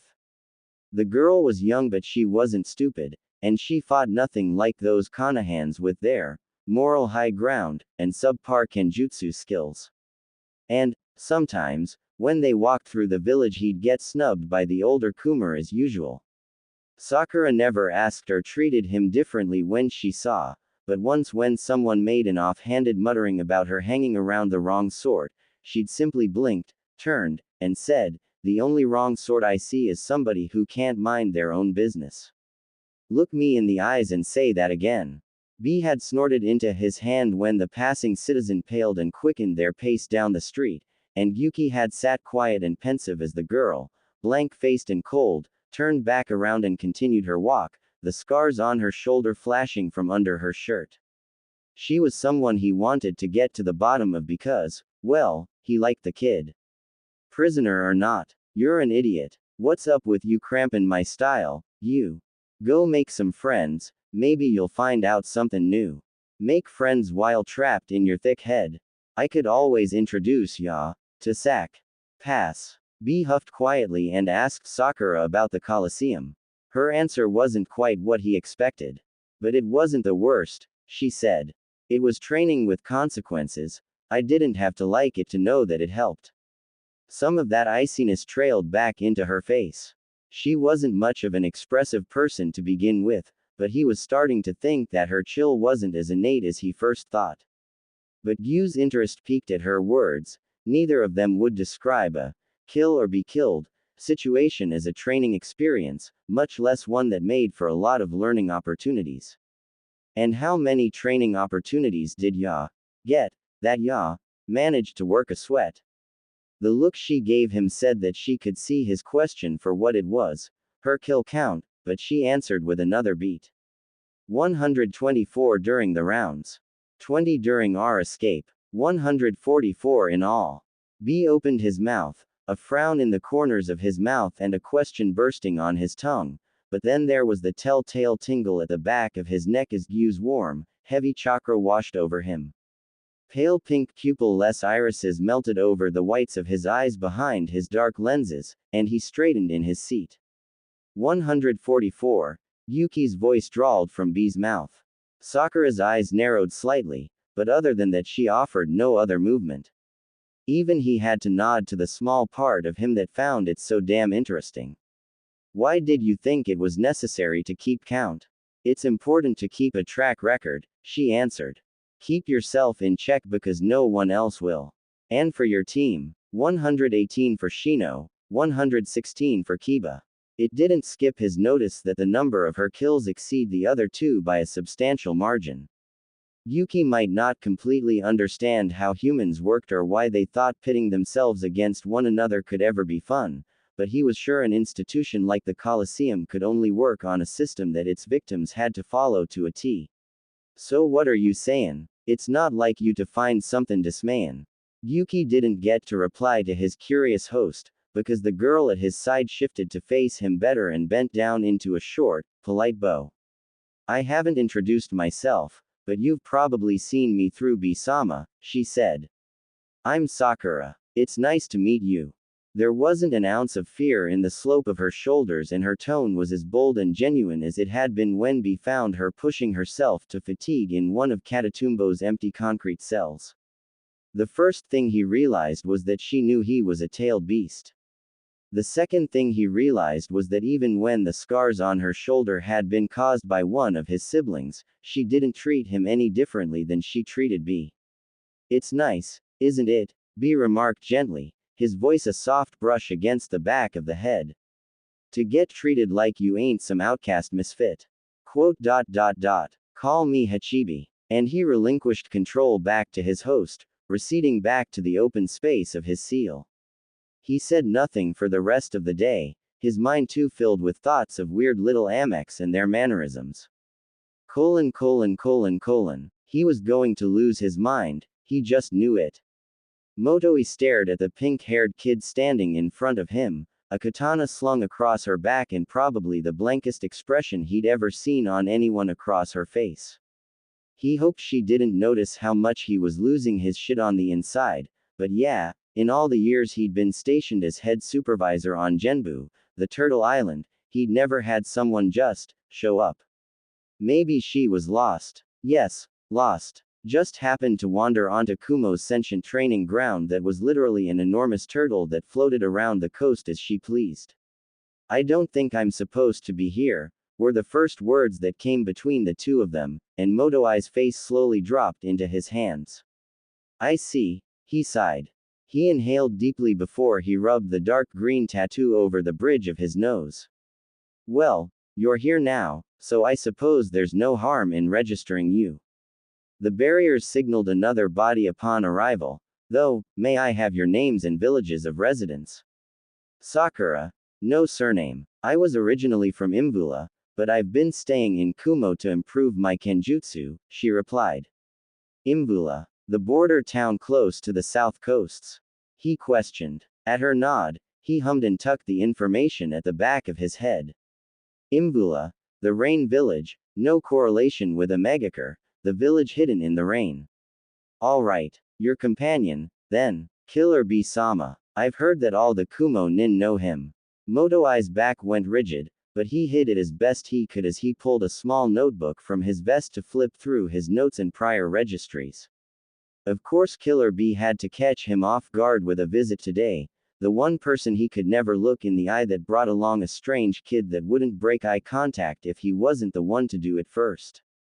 But karma hated him anyways, so he might as well go with it. I don't know if B-sama's told you, but he's made friends with every animal on the island including Genbu herself, and with every visit he takes the time to greet most of them, if not all. Ah, you could do as you please here, really, as long as you're not harming any of the inhabitants or causing intentional damage. Which you're not going to do, are you? She quirked a brow. Not that I planned. He narrowed his eyes. I'll take your word for that. Against my better judgment. He shook his head. But if you're going to wait for B-sama, I suggest training at one of the many available fields except field number 6, or find something to keep you otherwise occupied for the hours you're probably going to spend here. I'll train then, Sakura said. Field 6, that's the 1-2 to the left from the entrance, right? Yes. Motoi blinked. Wait, how did you know that? He knew the field numbers by heart from all the years he'd worked here, but the numbered posts had all been taken down some days ago and the new replacements had yet to be repainted.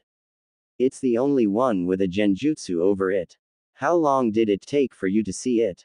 A minute or so. It caught my attention when I was walking towards you. Her blank eyes twisted with calculation as she squinted. Why? Because it shouldn't have taken a measly minute for one of his genjutsu to get noticed, especially when the purpose of the one over field 6 was to direct people's attention away from it without realizing their attention was being forced elsewhere. Normally it would catch a shinobi's eye if they'd been on the island long enough to figure something wasn't quite right, but this girl comes in and does it immediately. On the first visit, you're a genjutsu type, he noted with surprise. Her brows furrowed. Oh, were you not aware? Only genjutsu types could have seen through an illusion like that so quickly. I might have noticed something once, she replied. She remembered holding her father's hand in a cemetery and seeing trees that looked so wrong in her eyes before a kunai came from them and clipped her arm. But I never got trained in it. And that was odd, because her talent for it, from what he'd seen, could be curbed into something extraordinary. Did you ever want to learn? He tucked his notebook back into his vest and took a seat on the trunk of a felled tree. Sakura eyed him warily, but took the open invitation and sat a step or two away with only the slightest hesitation. I guess it was something I never got to focus on. Are you interested in learning? Are you offering to teach? She shot back. Motoi leaned back with a hum. Her defensiveness shouldn't surprise him. Here he was, a complete stranger trying to pry into the history of her skills and talents. She had every right to be worried and didn't seem used to the Kumo way of scooping up the worst to make them the best, and scooping up the best to make them better. When he thought about it, he supposed teaching wouldn't be so bad. With all the time he'd spent on Genbu passing the years with only animals and short visits from other Kumo shinobi as company, it got a little lonely from time to time. He was lucky he usually preferred the quiet and the solitude and the sound of rolling waves that pushed against Genbu's great sides. But, Teaching wouldn't be too bad. I suppose I am, he answered honestly, lips tipping up at the first time the girl broke her expressionless mask by letting her eyes grow a fraction. They quickly snapped back to a glare, though, as her own arm shifted closer to the katana at her hip. What's in it for you? I'll get my first student to continue on what I know. That's a good enough reason to want to take you under my wing, isn't it?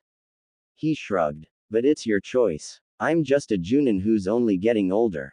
Her stance didn't lighten and her hand continued to hover over the hilt of her blade, and if she kept looking into his eyes she would see the way dark depths sparked in approval. He didn't have to ask her to prove herself, he didn't need to fight her to make her show her resilience. In the way she never let up, the way she persevered with everything she must have lost. It was proof enough for him that she must already be someone exemplary. Eventually, Sakura lowered herself into a slight bow. I would be pleased to take you up on your offer. Motoi. He clapped her shoulder a few times to get her to straighten up. Nice to meet your acquaintance, Sakura-san. Not too far away, B smiled to himself as he scaled a tree to watch a number of Himalayan jumping spiders crawl around the branches. But May was never kind. The hospital was stressful. There were medics rushing the halls, nurses filling out paperwork, beeps and clunks and clicks sounding off in the building that would never hush. It was bustling, it was frantic, it was chaos. And Shino loved it. He didn't know exactly when the idleness started on him like an itch he couldn't scratch, but he noticed how quick irritation started to settle if he wasn't reading or writing or sewing strands of muscle together. His Kikai felt the same way too, and Shino managed to convince C to at least let his colony flit around the vents and blame the noise on the air conditioning.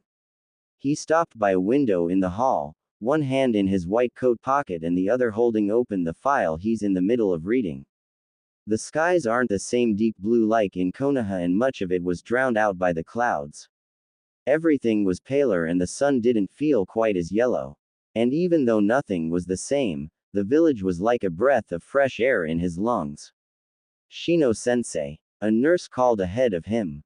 C-sensei requires your assistance in emergency room 3.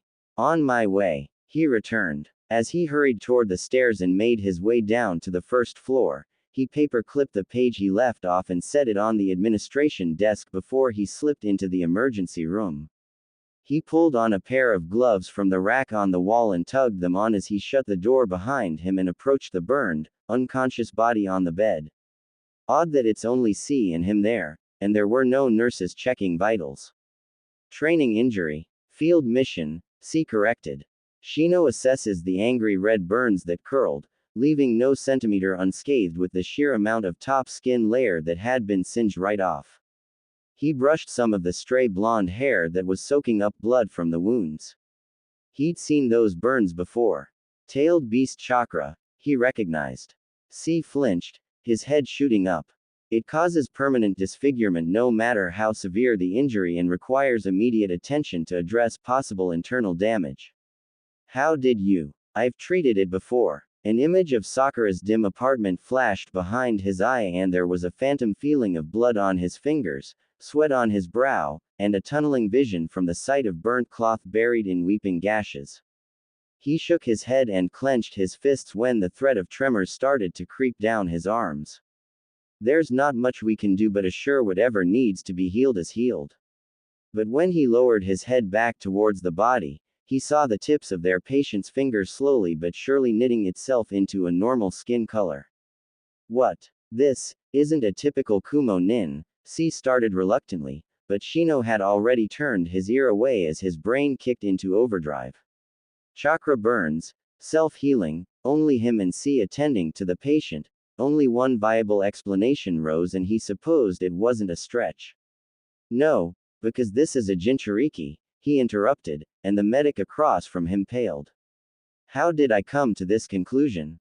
Those capable of wielding healing chakra are scarce in Kumo, as you've once told me, and I doubt any of them are capable of such an advanced healing capability that can be utilized in an unconscious state. In fact, the only person who may be able to perform such a feat is Senju Tsunade. He tilted his head, oblivious to the way C tensed. Look, if you have any problem with Jinchuriki, I suggest you. Whatever needs to be done has to be within the short window between time of injury and the end of the healing period, Shino continued, too engrossed in his thought process to have heard anything at all.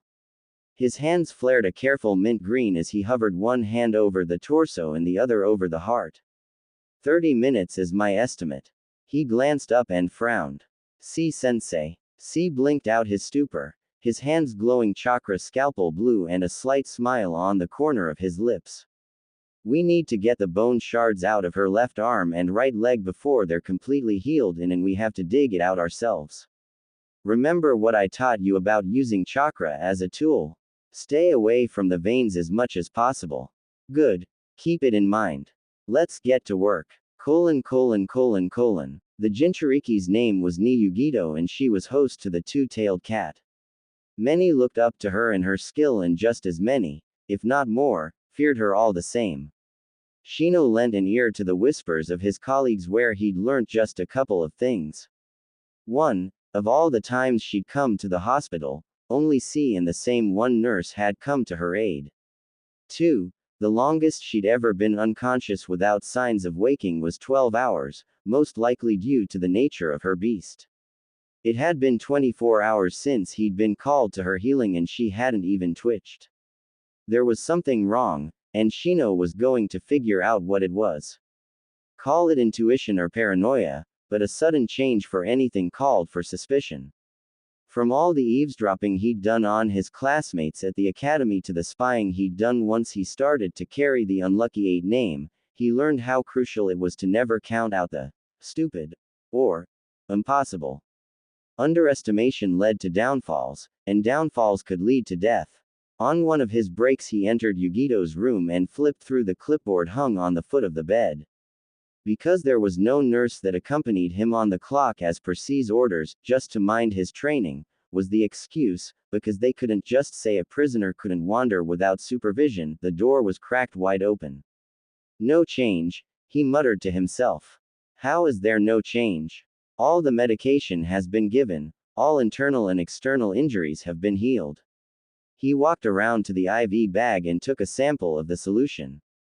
A quick glance out the door showed no one passing by, and he wasted no time dropping the sample into a vial of clear liquid he'd produced from his coat. A quick inversion of the container and the mixture remained clear, free of any indicative color. That ruled out sabotage. Then, Shino straightened one of Yugito's pale arms and searched for a vein near the joint of her elbow. He pricked her freshly healed skin and smeared some of her blood on the pad of his thumb. Plucking out the medical inventory book C returned to him 2 months ago, he opened to the back cover where his self-made pocket still held the seal papers Kiba drew up with a jutsu Sakura manufactured one night after dinner. One bloody thumbprint later, the seal brightened and dimmed, but didn't change color either. If nothing's wrong with her blood either, perhaps. His eye drifted towards the door again. Even after running every possible consequence in his head, he shut the door, locked it, and let his kikai swirl around the room. C tapped his pen against his desk as he sat in his office, tens of papers waiting for his signature but his thoughts a million miles away. It was about that time of year again for staff evaluations that would eventually be read over by the Sirius Central Hospital head and then eventually Raikage-sama himself, and rarely was there ever an employee that came out with a poor assessment. Which came to the problem of the newest medic working the rounds. When he picked Shino up from Katatumbo, he was expecting a medic that could at the very least take up the slack and keep the rest of them from shouldering too much work. He thought the hospital would have a new medic to take on simple cases like broken skin and snapped bones, or would take up the duty of going through the routine checkups all shinobi were required to attend to once a year. But what did he end up getting?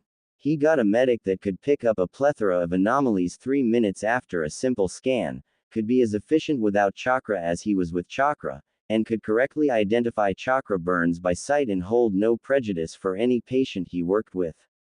And much to his disgruntlement, those things he listed were only the few of many. To put it simply, Shino was brilliant and he had no idea how Konoha let this one go. He frowned. And if the boy had been left to rot in Katatumbo, there would have been nothing left of him but scar tissue and healing hands. A knock on the door resounded, and C straightened. Come in. A nurse bustles through and set another stack of files by his side. He withheld a sigh. More evaluations. Got it in one. She smiled pityingly. This is the last batch of them, if that makes you feel any better. A bit. Thank you, he said. He clicked the top of his pen before setting it down. If you're going past the break room, could you get Shino for me? I need to talk to him about some of the upcoming appointments we have later today. Oh, he's not in there. C could pinpoint the exact moment his blood started to freeze.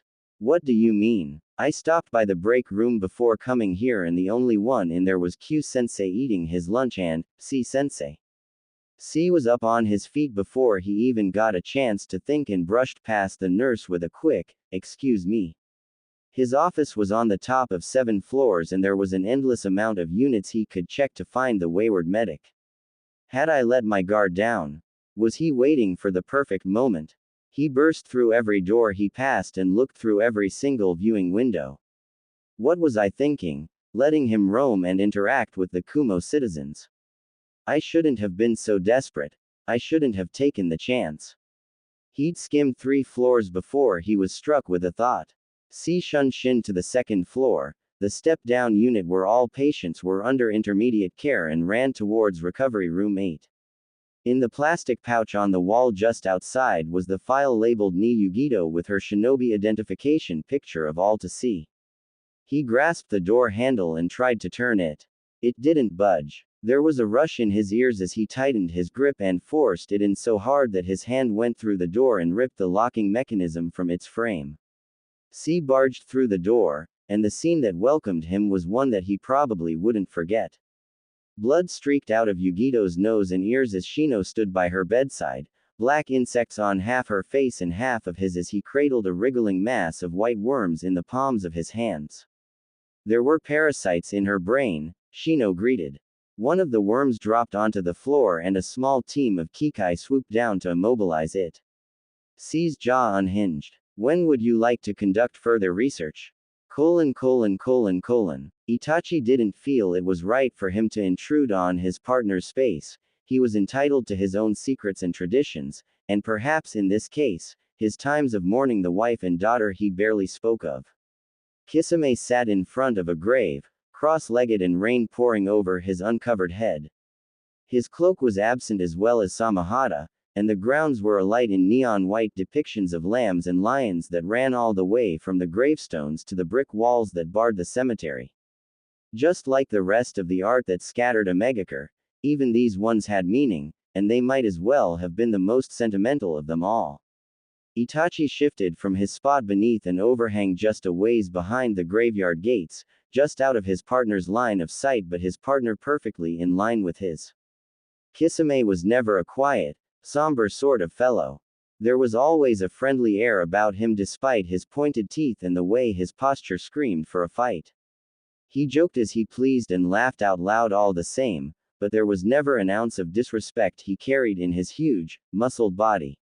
Every opponent he addressed with the same courtesy as his comrades, and he always upheld his top moral of never killing or harming children. A kind criminal, Itachi thought. Maybe it was a bit oxymoronic and maybe that description won't ever make sense, but at this point he doubted he'd ever meet another person like Hoshigaki Kisame, someone who had no reason to look upon the world with a chuckle and a grin, but did anyways. And, someone who always seemed to remember his favorite types of tea and the off fact that he always liked eating dango in even sticks, never odds. Itachi's brow furrowed. The rain continued its merciless onslaught and he unconsciously tightened his cloak around himself as his breath came out in puffs of faint white. Now that he thought about it, it was Kisame who nagged him to go to his appointments, cooked his favorite meals whenever he happened to be at his apartment, could always manage to find a book at the bookstore that he himself was never interested, but Itachi was always surprised to enjoy. He scoffed lightly and shook his head. It's his kindness, he thought softly, that I always seem to be taking advantage of. He's visiting his daughter today, it seems. Conan appeared beside him, aloof and as chilled as the air around them, with her arms crossed over her middle and not a single drop of rain on her skin. Itachi tilted his head. You know of his daughter. I used to look after her whenever Kisame-san was away, she said. She glanced at him briefly before her gaze flickered back to the cemetery.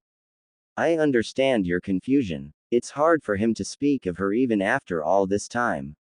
Itachi didn't blame Kisame. He can't. How could he, when even at night when he was all alone and his parents' names refused to leave his lips without a burning in his throat and tears swelling just behind his eyes? He regretted and regretted and regretted and regretted, and when he looked at Kisame it was almost like he never did. He lost everything, they both had, but for Kisame it was never his own fault. That was the difference between them. Because Kisame was a good man. And I'm not. I believe it was best for the two of you to be partners, Conan said. It's good for you. The both of you. Itachi turned back to ask what she meant, but there was nothing beside him but the cold and the rain. I heard you were the one that saved my life. Yugito leaned against the entryway of Greenhouse 5 and watched as a boy spun around in his chair, his sample left in the microscope and his goggle glasses hanging around his neck. She noticed how his right eye shined and didn't move in tune with the other, but before she could observe further, his gloves were peeled off and in the nearby trash can and he was readjusting the glasses over his face. My, it turns out the boy is as interesting as C-san made him sound. I noticed the parasites, he replied. He stood to smooth the wrinkles in his coat and extended his hand. Shino, it's good to see you've made a full recovery, Ni-san. She took his hand and gave a firm shake and a friendly smile. You dug around my brain a couple days ago, Shino-san. Call me Yugito. Yugito-san, then, he acquiesced. He gestured towards his workbench. Would you like to take a look at what nearly killed you? Morbid, she snorted. But sure. Yugito leaned over the table and peered into the twin ocular lenses he pointed out on the microscope. Under the harsh white light under the viewing table, she spied a few flat things writhing in the petri dish. These worms are of a chakra-consuming variety, Shino explained. He picked up a scalpel and directed her gaze to the thin, pink lines that sprouted from its ends. His fingers were covered in scars, she saw, and it seemed to extend past the bandages in his sleeves. They have the ability to mask themselves in what they devour, making it nearly undetectable for medics since they complete most screenings with chakra as well. So how did you spot them? I employ the use of non-chakra standard scans, he replied. Why? There is a chance to catch things that chakra cannot, as exhibited with your case. He set the lid on the petri dishes and raised his head back up to her. Prior to your admission to the hospital, have you gone swimming in questionable waters or consumed meat that hadn't been fully cooked? She blinked. Oh, I had some fish from a stagnant lake, but I thought I wouldn't have to worry about that if I cooked it through enough. Her gaze followed his hand as he jotted down bullet points on his notepad. Heat resistant. Devise experiment. Lifespan without viable hose. Continue current experiment. Living conditions. Follow up with C. Visit Cirrus Central store rooms for more samples. He was a more competent medic, Yugito mused.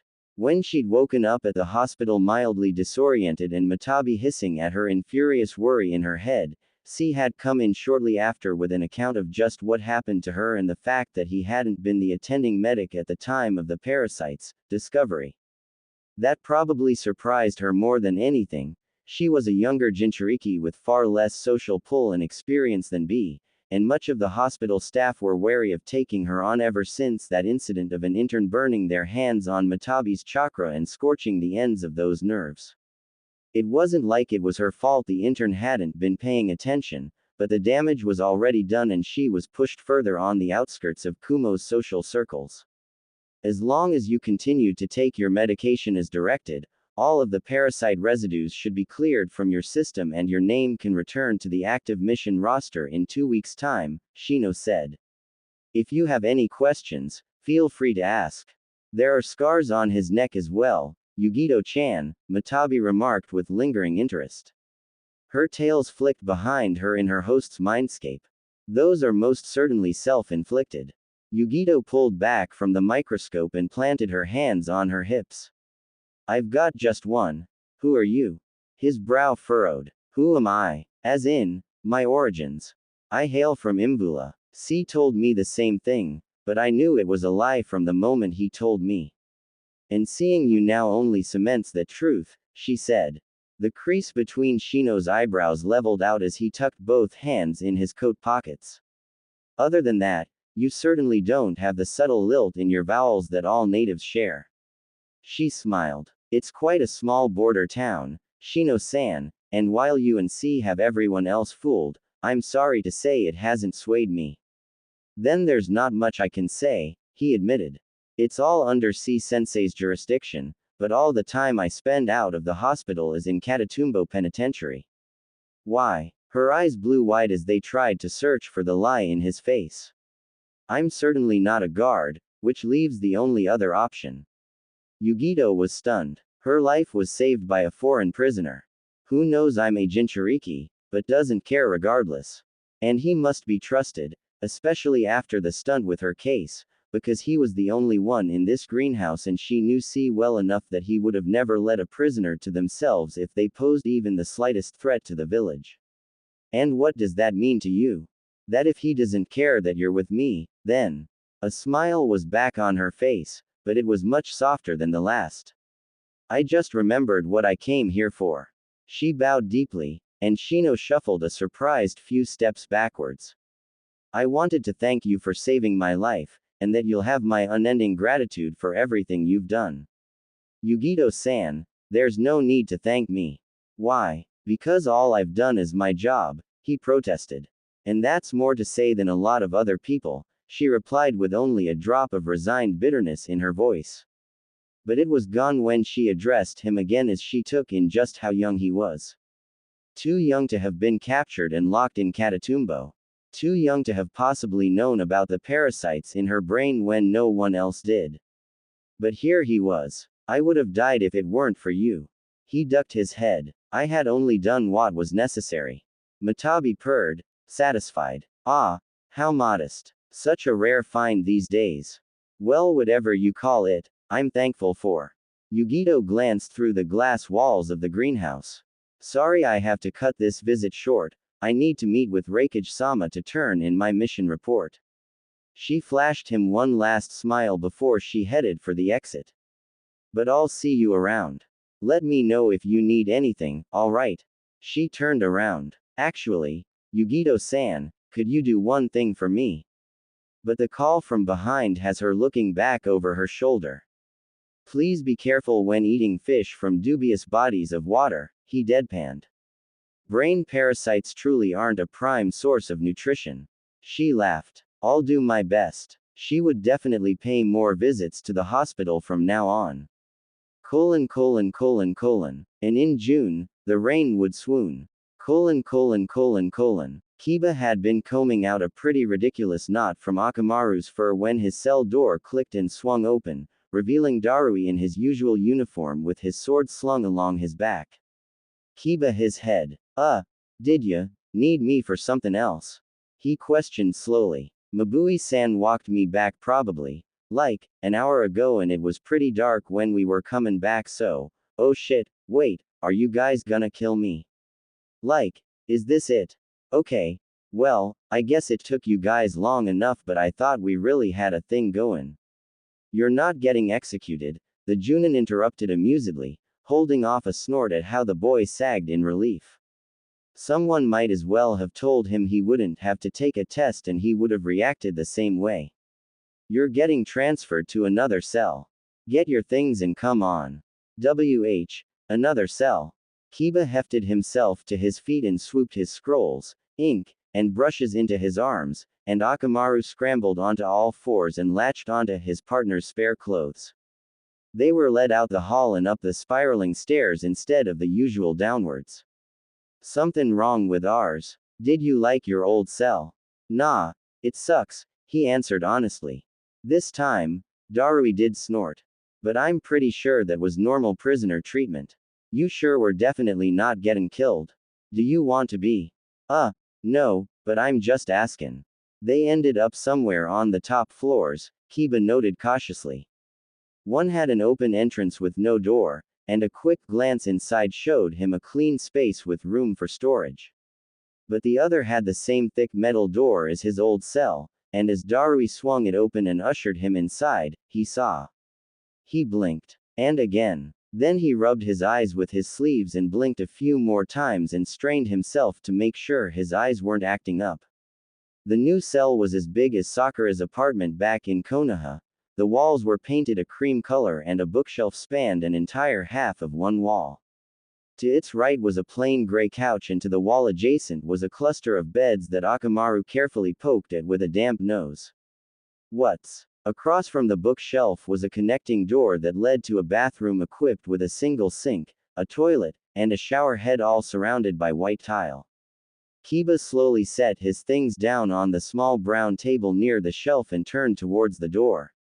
What's this? Darui gestured lazily. Your new cell. At the sight of Kiba gazing up at him with some newfound wonder, he averted his eyes. Shame, it must have been when he reflected on it later. This is the 9th month you've been at Katatumbo and the 6th month you've loaned your services to the SEALs division. Mabui-san and I were able to pull a couple of strings. He hummed. Well, us and a few others. He coughed to clear his throat.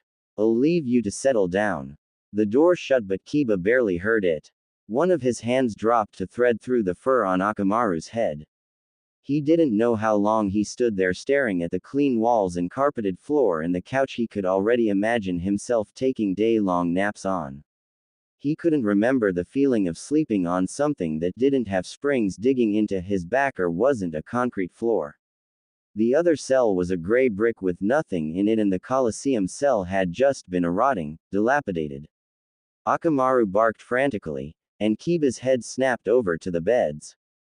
Beds. Plural. That. There was the sound of the door unlocking again and he spun around, nearly knocking his shin into the table. Shino walked in, and they made eye contact for the first time in 9 months. Oof. Kiba couldn't manage another syllable as he was lifted into the air and crushed into sturdy arms and the deafening sound of kikaichu buzzes. A face pressed into the crook of his neck and a pair of arms locked around his middle like they hung on for dear life, and before he knew it, he was stifling the choked sobs that clogged his throat as he wrapped his own arms around his friend's neck and breathed in the familiar scent of herbs and antiseptic and old books. You grew out your hair, Kiba sniffed, a hand coming up to feel the high bun atop Shino's head. And you got new earrings, Shino mumbled. They pulled away with their hands still on each other's sleeves, and Shino braced himself to keep steady as the now enormous Akamaru dove into his side. Kiba grinned sheepishly and scratched the back of his head. So I got a story about that, actually. What does that mean? Okay. But don't get mad. Akamaru suddenly wiggled until he was back on the ground, his tail wagging so fast it was nearly a blur. Kiba and Shino shifted back towards the door. It wasn't closed, and Sakura stood in the threshold, over a full head taller than them both and pink hair cropped to the base of her neck. More tears burst past Kiba's eyes and he shouted the first thing that popped in his head. Why the air you so tall you goddamn Sasquatch? He ran and jumped into her good arm latching around his waist as he clung on. Shino and Akamaru weren't too far behind and their combined weights were enough to barrel them all into a pile by the bookshelf. Kiba's shoulder smacked against the table, Sakura knocked the back of her head on the floor, Shino ended up a starfish over the both of them with all of Akamaru's paws planted on his back. I'm not tall, Sakura murmured. Her right arm held Kiba as close as she could hold him and she buried her face on the top of Shino's head. Not my fault you can't grow. She still smelled of polished steel and fresh bandages and rain at its most violent, and it only made Kiba cry harder. It had been so long since he'd felt this warm. It had been so long since he'd been